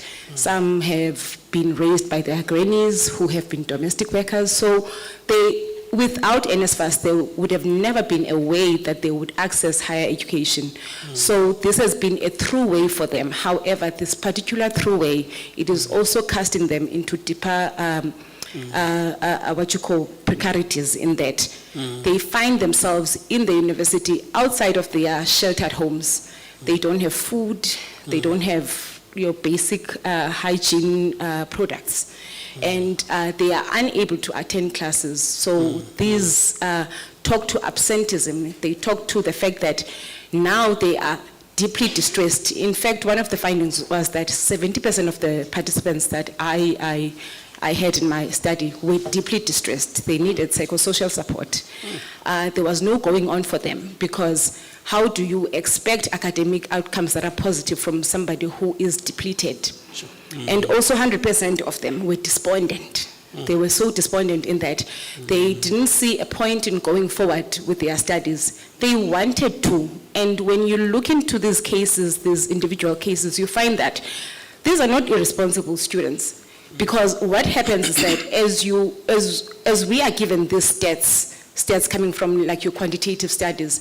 They don't look into the actual issues. They would say that only 12% make it through on time, and in fact, only 12% make it through. They don't look at why the 88% has actually dropped out or taking longer. taking much longer. So they're very despondent, and some just don't even want to go to school because they're actually falling behind academically, and they can't even catch up because some don't have transport costs. There is one case that I need to flag. This boy told me that he is saving his shoes. He cannot go to school every day because he only has one pair of shoes. So it is actually what you find on the ground. It is very, it is very bad, I'm telling you. And he said that he won't be able, he is unable to go to school every day. This is somebody who wants to go to school every day, but he cannot do that. So he is relying on his fellow students who are living with him in the very same shack kind of situation, because they haven't received their allowance for the 6 months since the start of the year. This was last year. Sure. So they're living in this shack, they're sharing it, they four. So some would go to school, some would stay behind. And then the ones who have stayed behind, they are relying on the ones who have gone to school to give them work that has been covered that particular day. Understanding that this person who is going to school this particular day, what makes you think that they will come back with the actual information that was imparted onto them? Because even their understandings, they differ. Yeah. So here I am with my 50% capacity of grasping whatever it is that is being taught to me in class, coming to you, and we also distort what we have received. With my 50% capacity, I'm actually giving you 25% because my faculties, my translating faculties are actually taking away from what I have received from class. So you would get such situations. And also girls, in fact, we found gender-specific precarities as well, in that ladies, they would opt to go into relationships that are abusive in order to make it, because the landlord needs rent. They also need to have money. Some would go into these relationships, and these relationships are so abusive. Some cases, in fact, where I have done the study, there is an army base. So they are prey to the army officials, in that even army officials have actually found the loophole in getting them. They buy them alcohol when they go to clubs, and then that is where they take them. Some have contracted HIV, some have contracted STDs, some have been raped. It's actually bad on the ground. What we get with regards to stats, there's more to where those stats is coming from. And boys, if there's anything positive that came out of my study, was that male students, they were able to band together. They were able to use their social capital, which is their peers, and however much that they're getting from home. This boy that I was referring to earlier, his dad is a security guard, and they're 5 in their house, and their mother is unemployed. So he only gets 700 rands from his dad, which 500 rands goes to accommodation that they share, this shack. He's only left with 200 rands for the whole month. Out of that 200 rands for the whole month, he buys a combo, a veg combo. And he says that roll-on is deodorant is a non-negotiable for him. And he gets Vaseline so that at least he can be moisturized. So out of that 200, he gets that combo, and then he gets 2 kg of rice.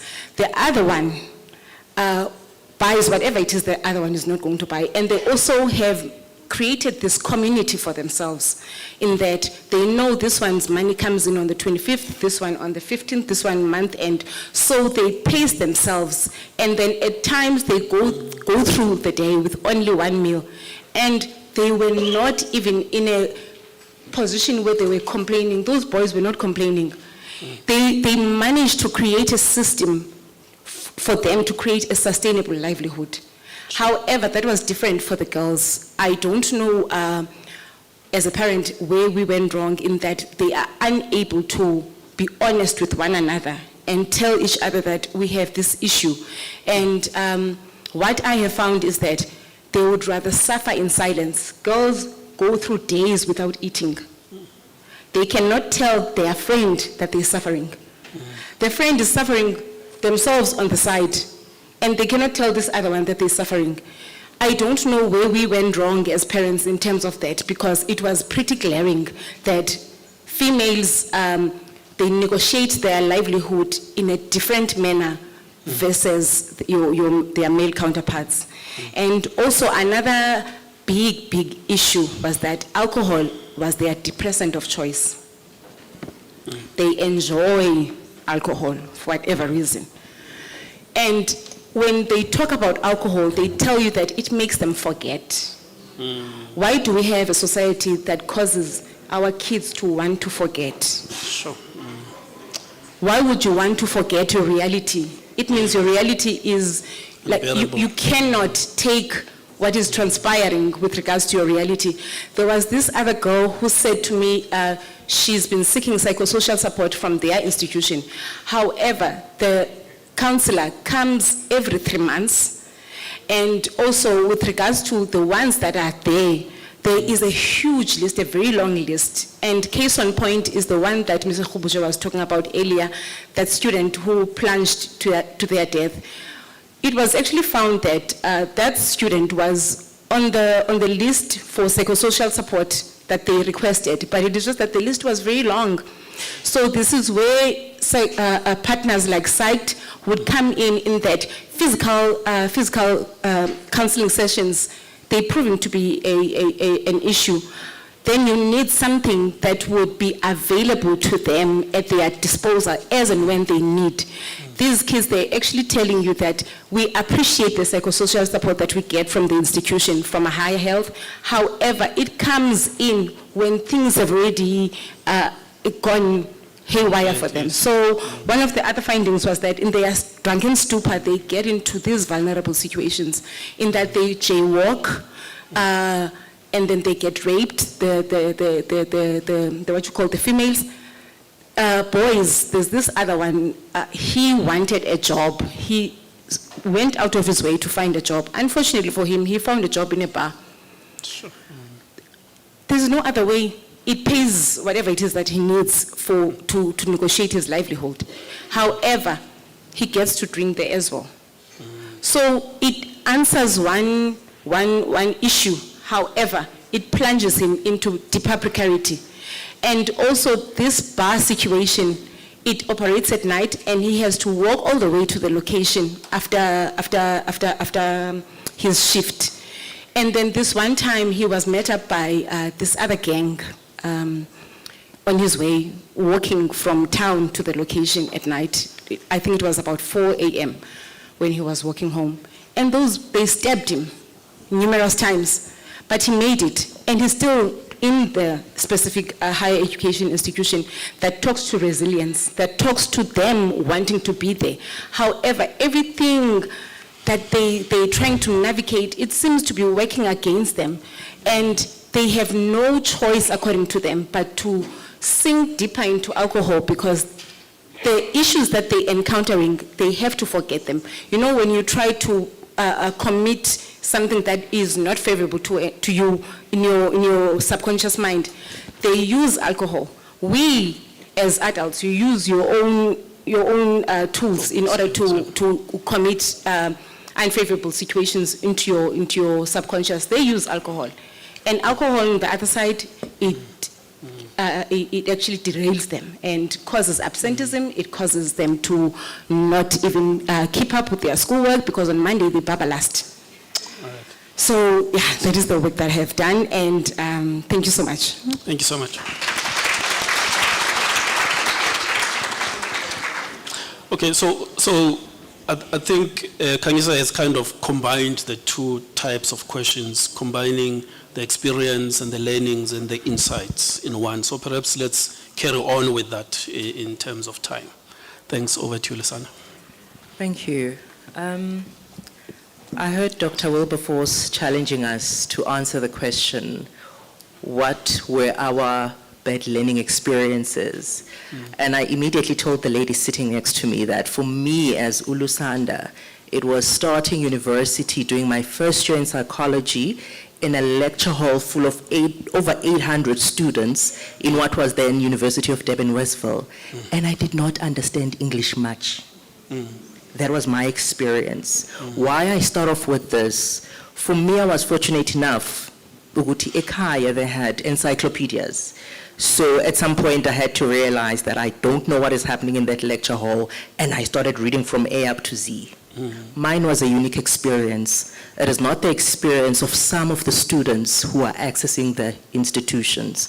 Why I start off with that background is that for us as Psyched, as a business, we came up with a model to support student counseling units for the very reasons that Mr. Khubusha spoke about earlier on, the very reasons that Mrs. Kanyisa speaks about when it comes to accessing support. The support is there.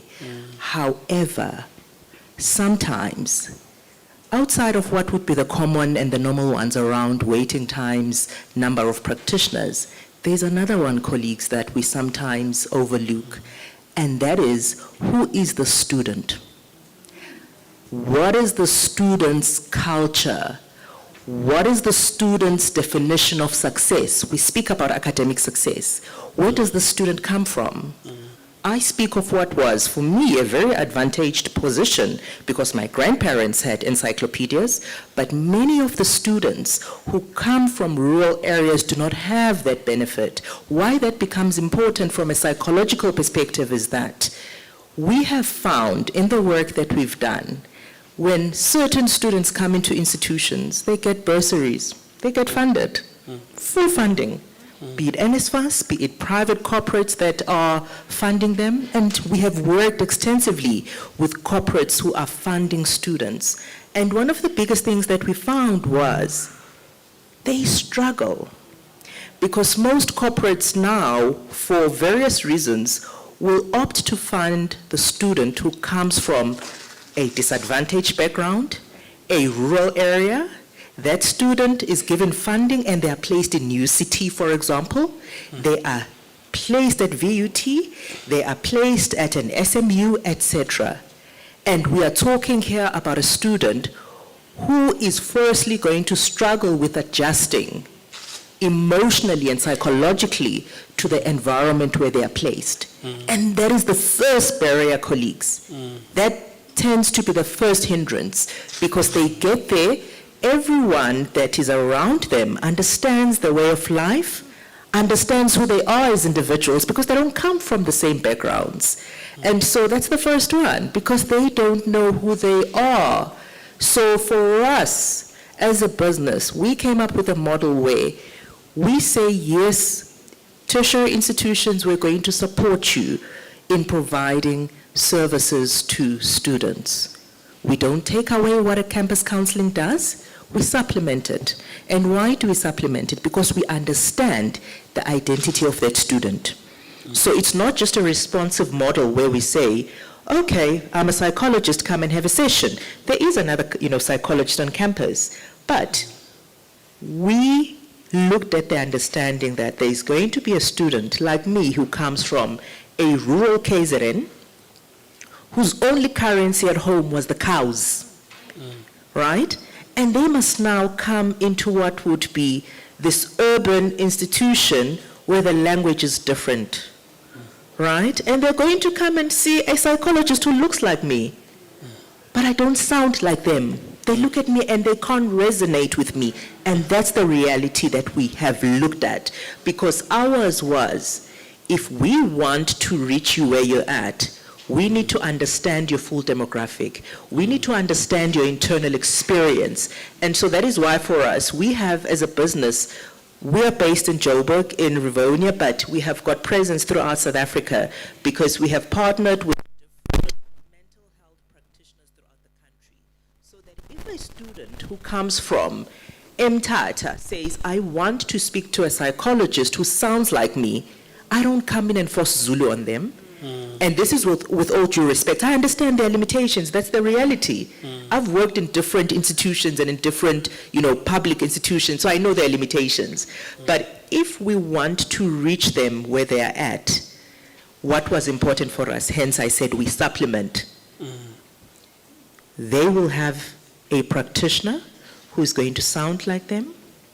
They're going to have a practitioner who's going to understand their lived experience as a member of the LGBTQI community. Because sometimes, if they walk in, I'm old, but a 19-year-old may not necessarily resonate with me because I look and I sound like their mother. Honestly, that's the reality. And so that was important for us. So what does our model say? Yes, we will provide institutions of higher learning with access to our full, cohort of practitioners, psychologists, different types of categories of psychologists. We're talking about registered counselors, we're talking about social workers. Why was it important for us to also look at encompassing the different categories of mental health practitioners? It is because we had an understanding again that not all students are going to seek the psychosocial intervention simply because they are presenting with what would be clinical diagnosis and disorders, but some only just want to learn about how to manage their time. They want to know about planning skills, time management, etc. And we've got a registered counselor, we've got a social worker who can facilitate them in that direction. But of course, when we then get to realize that our student now has got what would be, let's call it, an active clinical problem, that's when we then employ the psychologist to come in and intervene. And so because I keep mentioning that, our model was built not only just what would be reaction, but also prevention. And so how we've done that, again, because we looked at the demographic of the student of today, we created an app because our students live their lives through their cell phones.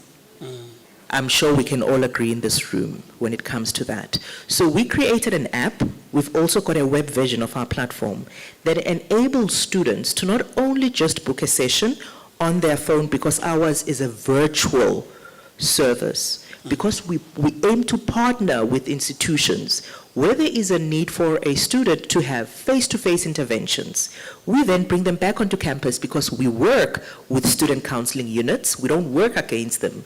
So we then provide the supplementary support, meaning when the student counseling unit switches off at 4 p.m., our therapists are available to provide the necessary intervention.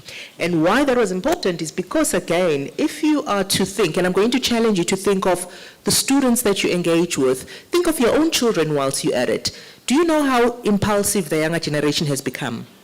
So when they get stressed now, it happens now. I cannot tell you the amount of parasuicide cases that I've had to intervene in, and they tell you, I thought that I want to die now, because I had a fight with my boyfriend in the moment. So they don't waste time. Like Kanyisa said earlier on, we as adults have got what would be very healthy coping tools that we can tap into. These young ones don't a lot of the times. And so because of their impulsive nature, when we then have the app, we are now driving the language that when you are feeling distressed, go into the app. That app does not only give you access to a psychologist, as and when you need to be speaking to them, meaning we provide what would be a 24/7 kind of service. So meaning a student that gets distressed on Friday night at midnight, they're able to, on their cell phone, immediately tap in and book a session, meaning immediately they're able to speak to a live therapist. That's the first part. But again, I'm the one who has said to you, there are certain students who may not necessarily feel comfortable or confident enough to talk, right? And so we have created also what would be a library of what would be self-help material. Not diagnostic tools, but we've got different types of screening tools that they can tap into. When a student feels like, I think I'm not okay, I think I'm stressed, they're able to go in there and just do a quick questionnaire that will instantly give them a result that says, hi, Lusanda, your score is 18 out of 20. This suggests that you're highly distressed, you need to be speaking to someone. And that also assists and facilitates them towards then booking that session, because sometimes all what they need is just that gentle nudge. Now, what have we found? Because we have worked with different institutions of higher learning, and because I mentioned that we partnered with corporates who provide funding to different types of students, one of our findings, a very key one, was that the first funder we worked with funded health sciences students, predominantly medical students. A lot of the time what we found, those students will book a session at campus counseling because they have faith in the service that they're going to receive on campus. However, they find themselves sitting with, let's call it a dilemma of, should I miss a class? Should I miss a practical? Or should I go to a session and talk? Because that's what they call what we do. They say we talk, right? And so with us providing that after-hour support, we found that they become more amenable to booking a session at 6 p.m. because they feel that all of their academic needs have been met. That's the first part. Number two, we have found, and I know that anyone in the room who has looked at research around psychosocial services, we all know that male students, in actual fact, the male demographic, if I'm to be honest, colleagues, their research tends to work against males because we find that males are less likely to seek psychosocial interventions. And it's a reality, not because males are being difficult, but it's a reality because of where we come from. Cowboys don't cry, men don't cry, boys don't cry. That's why they don't seek support. So what have we found in the work that we have done? A lot of our populations is the boy student, because no one can see them booking a session. No one sees them going to campus health and going to book their session and then coming back on Wednesday at 2 p.m. and then coming out at 3 p.m. But because there is no one, everything is on their cell phones, because we've partnered with the institution so they know exactly how to access the services. They then book the sessions. They come on. The large number of sessions that we have is less during the day because campus health is there for that. So what we find is that public holidays, after hours, weekends, that is when we're going to find a high number of students accessing, what would be the psychosocial support. And another important one that we often look at from a point of monitoring effectiveness when it comes to mental health support services is there adherence? Are we able to have an intervention with a student where we start, where we manage the acute symptoms that they present with, and how far do we get when it comes to the logical conclusion of the therapeutic process? And because they're having these sessions in their rooms, I swear to you, in as much as I don't do, a lot of the sessions, but in the beginning, so that I could understand the demographic, I needed to do the sessions myself. And you'd be shocked at how they come on and they're sleeping in their rooms, literally like this, the cell phone is here, just a point of comfort, but they talk. That's the important part. Yeah. They are expressing what their challenges are, and because they've booked a session with a person who's going to communicate with them in Chivenda, they are able to say to that therapist, these are my dynamics. I am struggling with my identity. So that is one of the other key ones that we have found in providing what would be this virtual support. And why, again, that for us as a business becomes important, like I said, they live off their cell phones, right? I've worked in private care and I've worked in public health, and I tell you, they literally come into the session, and I'm now talking about the youngsters in general. They come in and the phone is still here, and you're like, okay, come.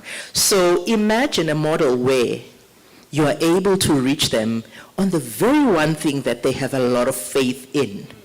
And so even when we put up, as part of that self-help library that I spoke about, we put up what would be psychoeducational material in a language they understand. So not just in English, because I don't even know what the word is for depression in Zulu. So what we do is, we have sessions, we do support sessions where we get individuals who come on and they will conduct those sessions from qualified therapists in Vernac. We know they know English, but it's difficult to express yourself in a language that is not your home language if you have to express your emotions. I myself struggle despite my encyclopedia English. I need to go and speak to someone in isiZulu in order to feel comfortable. And so one of the other things, just before I pause, two key things is that also having this walking therapist on their cell phone via the app tends to normalize conversations about wellness. I have had an interaction with a client who shared with me about, I'll make an example with TikTok, of how if, let's say, you start by just putting in feeling depressed, feeling anxious, and the algorithm continuously gives you information that speaks to that topic. This particular client shared with me that because they had been watching that kind of material for long enough, it ended up leading them to some dark, they call it dark TikTok. And in there are individuals who will tell you exactly what the steps are if you want to harm yourself. Sure. They direct you to websites, I did not know that they exist, on how to die without feeling the pain. Right? And that is the unfortunate reality. So for us, because we've got the data, colleagues, we look at all of these engagements, because what we then do is we inform the institution that we partner with to say, okay, listen, we're approaching October Wellness Mental Health Awareness Month.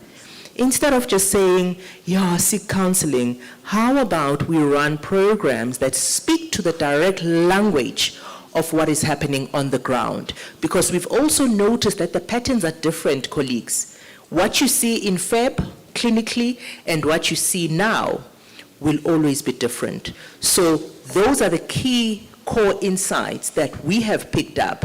And so what then becomes important in one line is collaboration and utilizing the data that is available, because it is relevant data that speaks about the lived experience of the student that you're serving. Thank you so much. Thank you. Dr. Soni? Thank you so much. So, you know, many of the two colleagues have touched really on the kinds of students we are also seeing. And earlier this year, UWC had the mental health colloquium. We talked really extensively about the SPECT, and part of my presentation really they talked about ecosystems of care, how we need to really collaborate with each other. The fact that our department, like you were saying, has multiple categories of mental health practitioners that can really understand from a variety of different pathways and aspects where our students are at and what their needs are. So individual counseling, psychotherapeutic interventions, counseling, career advice, study skills, the whole ambit of looking at what an individual student might need. We talked really extensively about the fact that our students are not thriving. Our students are surviving from a day-to-day basis. When students come and talk about where they are struggling with their academic work, we are first starting with, did you eat today? Did you eat yesterday? What are you drinking? What are you eating? How are you feeling? What are those relationships? And the relationship challenges for the young adults, they are really, really struggling in the late adolescent phase, in the early adulthood, to make meaningful connections to other human beings. They are struggling. They are so dependent on their devices that they cannot actually make contact with other human beings, but they crave it. They crave being able to enter into a space. And what was so interesting for me, having really gone the leg of being in the academic world and now under the student support service, is really saying, even when we give student group work activities, that group dynamic is relationship matters. How that group will unfold the kind of quality of work that they will give. The student who doesn't know how to belong to that group, doesn't know how to integrate into that group, doesn't have voice and is too scared to express their thoughts and opinions when there are other more dominant persons in the group, get left out of the discussions. They don't learn in the same ways. Their voices are muted because their peers take over. So for me, really integrated, inclusive networks of support. For us as the student counseling, we are part of the broad umbrella of student support services. So really looking at the resident's life, looking at student life and governance, looking at the sports and recreation. We know, for example, from the evidence-based literature that more than any therapeutic interventions, more than any medications, exercise is key to the human body. Professor Bessel van der Kolk talked about the body keeps the score. We get students sitting with trauma that they have not processed, family members that students who come from rural areas where a sibling has gone down the river and passed away through an accident, that they have not processed their grief and their loss. And it's coming back to them in the university context, working together jointly with the academic staff and across the various sectors to let the teaching staff understand what might be the various dynamics that the students are going through. It's not just about the academic work. Sometimes it's about a self-esteem issue. A student will say to you, I sat in the test for half an hour.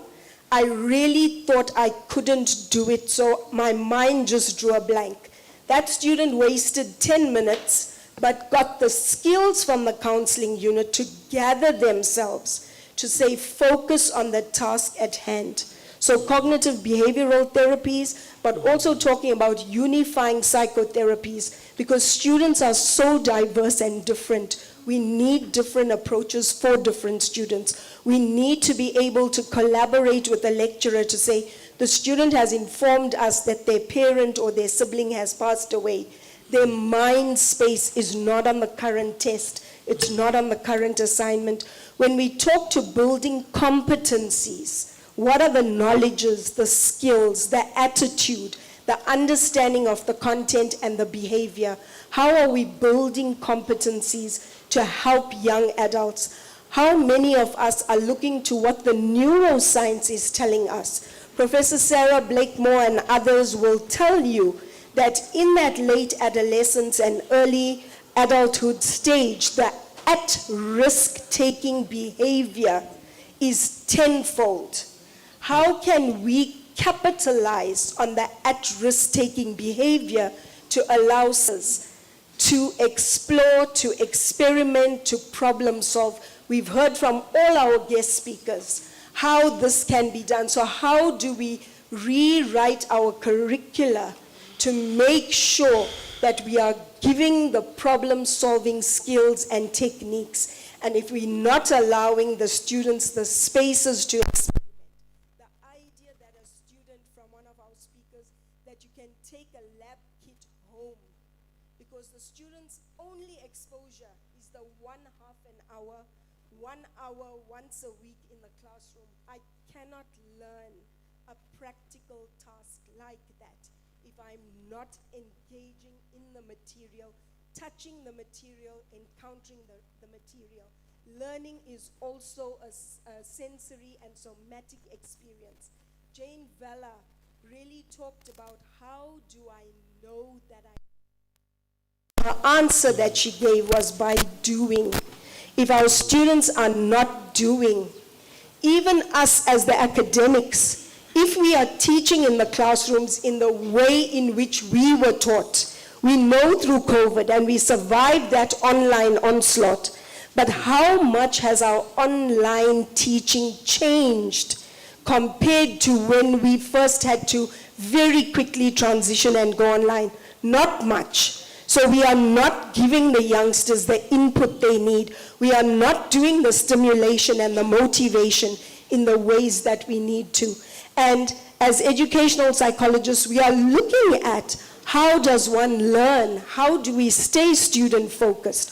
So that collaboration, which is also a 21st century skill, is absolutely critical in us talking together in multiple frames, in multiple spaces, in order to say what can we give to our students.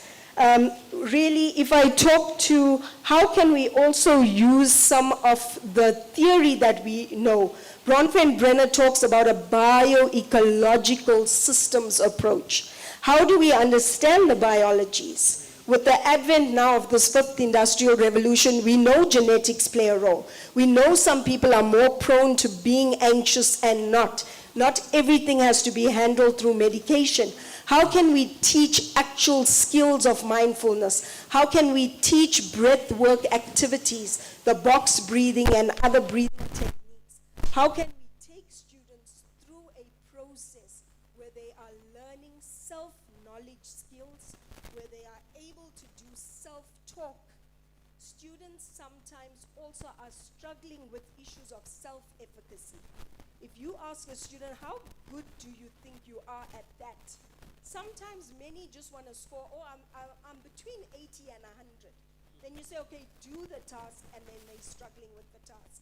So that understanding of what I'm able to do, what I'm not yet able to do, and how am I able to apply that. So when I talk to curriculum change, for example, nurses start in the hospitals from day one. Why are our teachers, for example, 4 years university before they're in the classroom? How do we need to understand our teaching and learning models and what we are doing in order that we can, from within, change the system? Bronfenbrenner also talked about this concept of proximal processes, this closeness to one other human being. And he really talked about all it takes is one. Sometimes, like the colleagues have said, the young adults come to you never having got a hug because it wasn't appropriate in how they grew up. And they yearn for that contact. They are first generation at university. Parents, siblings, family members do not understand the pressures of I have a test, I have an assignment. An art student will be given several drawings to do in the holiday space. If I'm not spending 8 hours in my holiday time doing the actual drawing, I cannot submit my portfolio. And the family are seeing it as time away from the family. You're home now, you shouldn't be at university, so now why are you saying you need to be busy? So what is that understanding? What are the learning conversations we need to have? Students who don't understand friendship versus acquaintances. So I'll sit on a bus from point A to B with someone and I tell them my entire life story. There's no understanding of confidentiality, of who that other person might be, of the fact that I've just met them, sharing, and then their story is shared. Because young adults can also be very cruel when they want to be. So how do we use these to build skills? Mental health, sexual health, and well-being is everybody's problem. It's everybody's concern. And we need to find ways to infuse some very key and deliberate skills that can be taught into the classrooms at our universities. If I look at the last one, I mentioned Jane Valla. Vygotsky talked about the zone of proximal development, having one more knowledgeable other. Why are we not making use of students who are getting the 80s and 90s to help those who are struggling in the class, to work with them? Why are we not? He also talked about scaffolding, and I think several of our speakers this morning talked about those incremental steps to get me from point A to B. Students really struggle with that connection, meaningful connection to another human being. If you ask students in the class to talk to each other about their ideas, they will talk about everything else than explaining the concept you just explained to another peer. They struggle, they feel ashamed and embarrassed because sometimes they know they don't know, but that's where perhaps our education system has failed us. We've taught ourselves that mistakes are bad things. We have not taught ourselves that the mistakes are the important points and the opportunities for growth, for learning and development. Thank you. Thank you. Over to you. Carol, say what you need to say. I don't think I'm going to repeat much of what my colleagues have spoken to. I think for me, being in a Center for Teaching and Learning and having been at the University of the Free State for some time, the biggest thing that we've learned in what we're doing and why we do it is we do it because for us it's it's a social justice imperative. And the big recognition we've given is that student success is an escalator for economic and social mobility. So for us, using that as a base is what has formulated and contributed to much of what we're doing.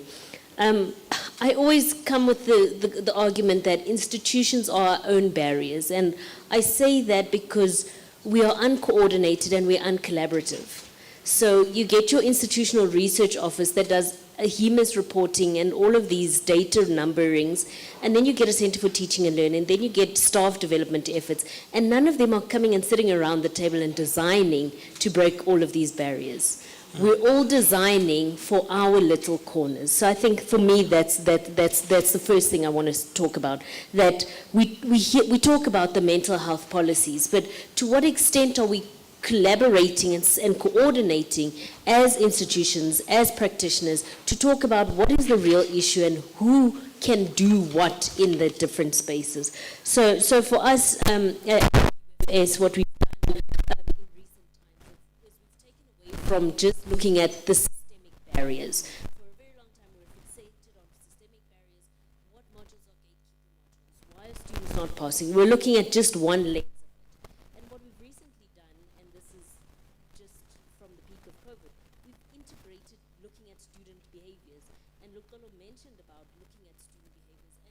We've come up with an algorithm that looks at student behaviors, not grades, student behaviors that are outside of the classrooms. And we're running and identifying these students, and we're putting them in contact with an immediate person, which is an intern, and we call them a success coach, to have the initial conversation with the student, and from there then they are referred to the appropriate supports. The reason why we've built in this layer is exactly what you mentioned. Speaking to a professional is very intimidating. I won't be open. But if someone approaches me and says, look, Lola, you haven't been in class, you have not accessed campus for the last week, what is your challenge? Look, Lola's bound to have a conversation with a peer before they have it with someone outside. So for us, the biggest change in the programs and interventions we've rolled out is combining the systemic efforts with the behaviors of students to design such that we're not just responsive or reactive, but we're proactive and we're contributing to the well-being of the student, because well-being is an everyday thing for the student. It's an everyday reality. The reality of a student making a decision of coming to campus as opposed to saving a pair of shoes for exam period when they have to come to campus for a whole week is a reality. So we need to think about that, and that is for us what has come up as something. So for us, bringing in collaboration, integration is really something that has been a game changer for us in how we approach student success and how we see students, and even how we see ourselves as academics. We've got a 5-day course which we call the Curriculum Renewal Program, which academics go through, and we get them to think about who are your students? What do we want them to do? And in that 5 days, we help them start thinking and reimagining their course. And in that 5 days, they go into about a month break, where they then redesign the entire module. And they're sitting with professionals, which then allows for interdisciplinarity, multidisciplinarity, that integration of different perspectives into their curricula. So for us, bringing in the curriculum design renewal program, bringing in the teaching and learning and student support interventions has really been something that has made the bigger difference, because we're no longer just speaking about the numbers. We're speaking about the people. We're speaking about our practices. And for us, that has really been what has been the game changers. I'll pause there. Thank you.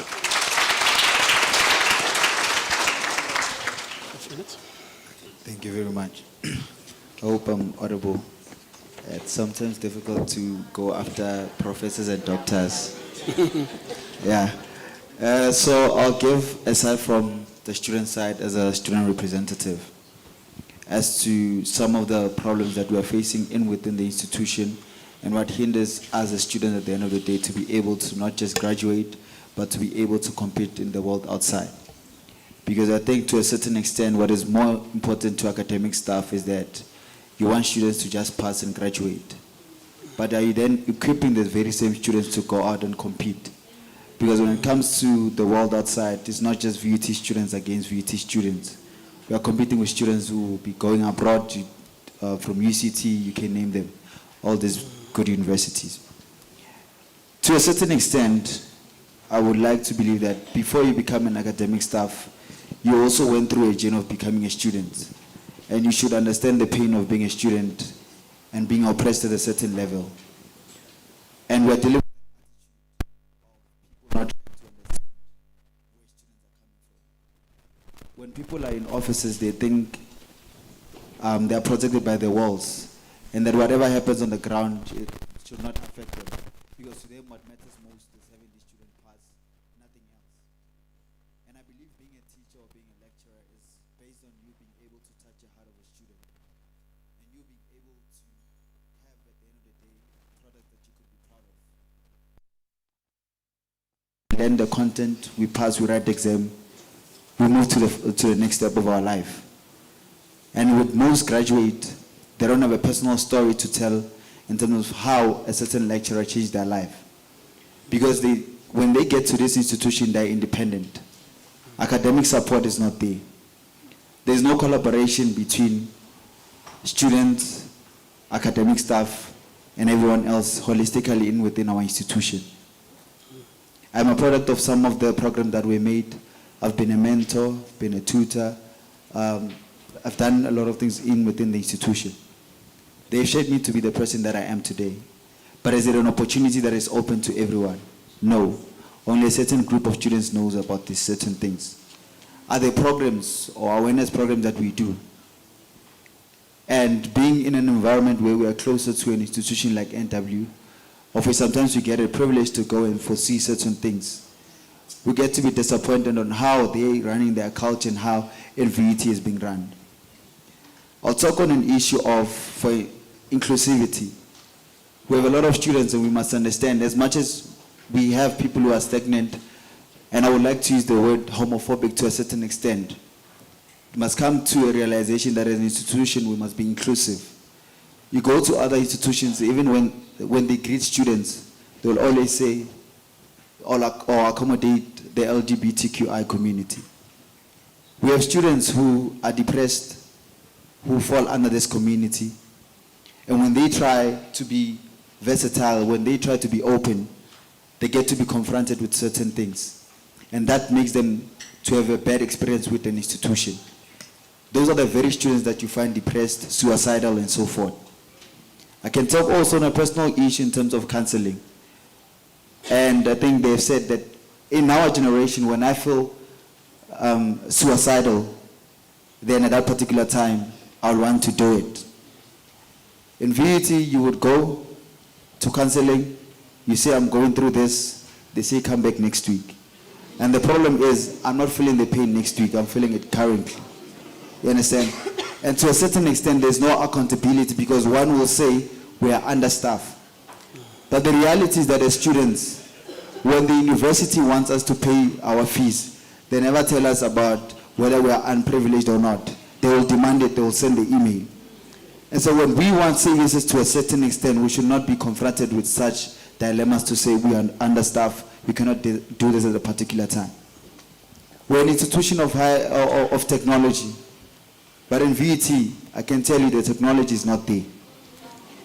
We can talk about how open we are to a certain extent in talking to someone online in terms of when a student is going through something. Thank you. To a certain level, there are a lot of students, I can tell you for sure, they take out their issues to ChatGPT or to Meta on their WhatsApp, where they'll go tell their problems and listen. There's someone to listen.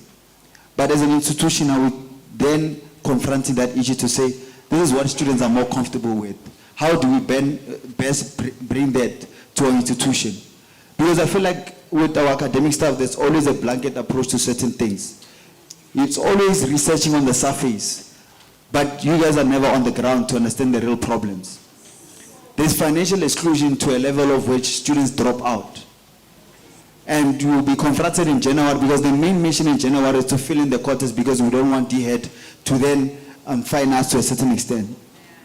But you are focusing on getting the courses full, but there's no assistance in terms of finances.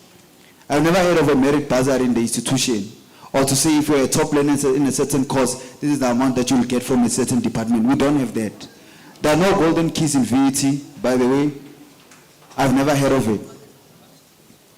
And in the role of trying to advocate for certain things, we don't have a platform, even a student representative, where we can fully get the holistic view of what students want.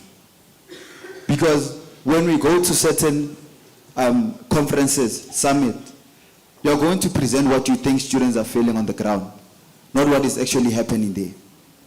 And you will go and do a research on NW, on CET. Those problems are not the same problems we're having at NW. At VUT, if you want problems of VUT, you should come to the ground of VUT. When people are confronted with issues, they'll reply through an email. I personally have never seen a dean, a HOD coming out to address students on matters that have to do sometimes with lecturers. And it comes to a level where we are not even confident to say the people who are lecturing us are actually qualified to do this. Because coming into a class and presenting something that I can read in my own personal space is not teaching. I need to understand the content and to best be able to understand and give it to the following person. But it becomes a matter of I just came to cram, pass, and forget. Of which in an institution of higher learning, it should be something that we are perpetuating. There are programs that are happening within the institution. We come to, as one, there was I think it happened, but I got, as an academic officer, so anything that had to do with academics, trust me, I'll know about it, or students will tell me about it. There was a career welfare. To a certain extent, we want to compete in the global economy, and we can never be or shy away that technology and engineering are the main focus. But our institution does not have engineering only as a faculty. It comes to a point where you cannot have a career welfare that only addresses or is best for students of engineering.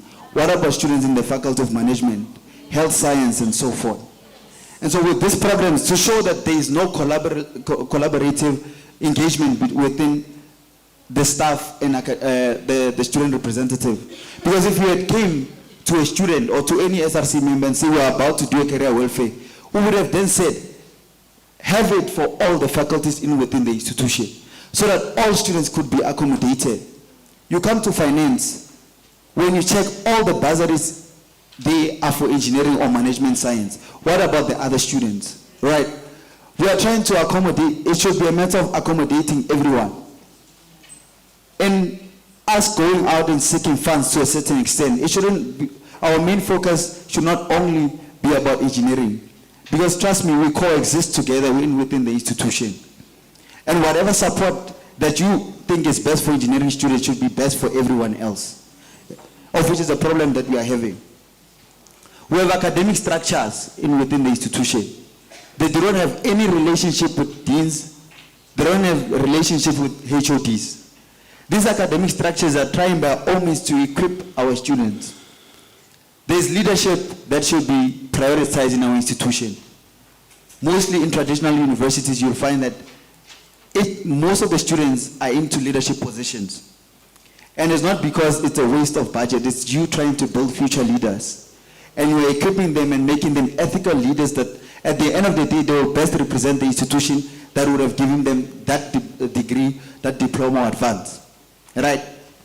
But we take funds into things that don't really matter most.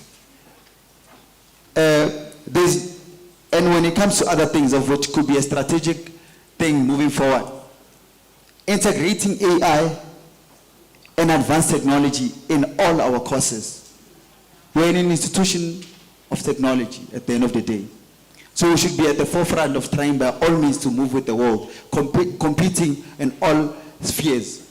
There's a university, I don't think it's 10 years old, but if you go to any summit, you go to conferences, competitions, they're actively participating.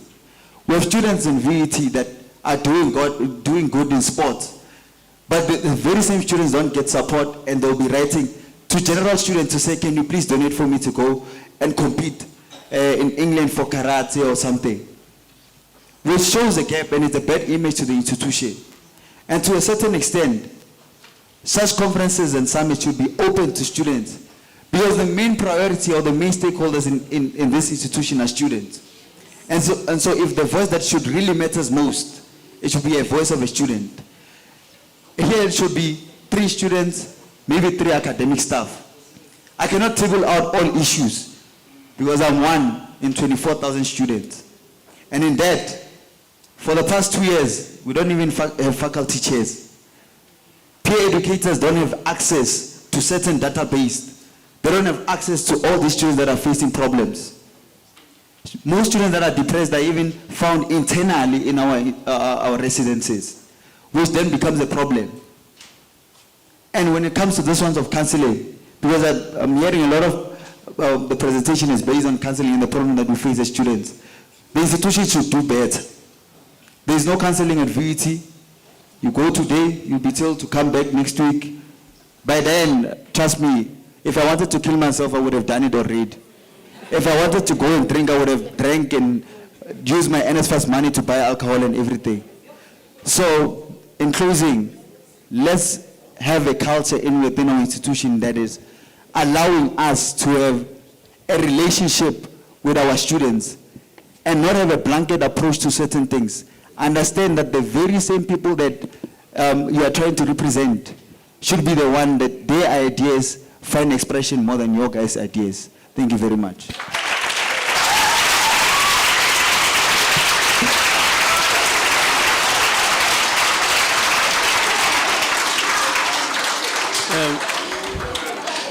Thank you very much.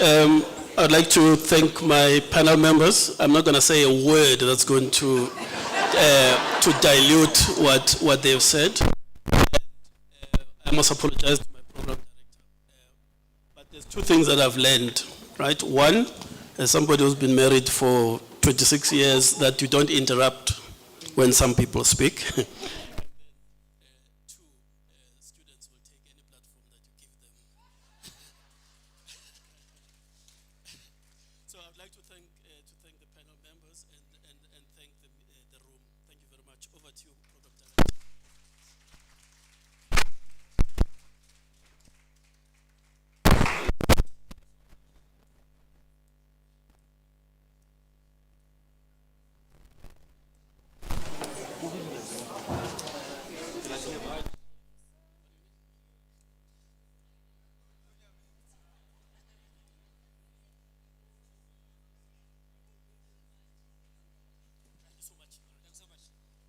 Colleagues, thanks so much to our panelists, Doc, for the facilitation. But Doc, before you sit down, please come back. This is for you.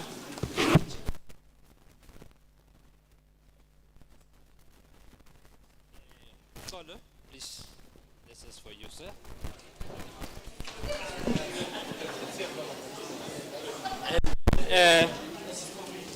Dr. Tabi, this is for you as well. Thanks so much. All right, colleagues, I think we can break for lunch, but as long as you come back here at 2.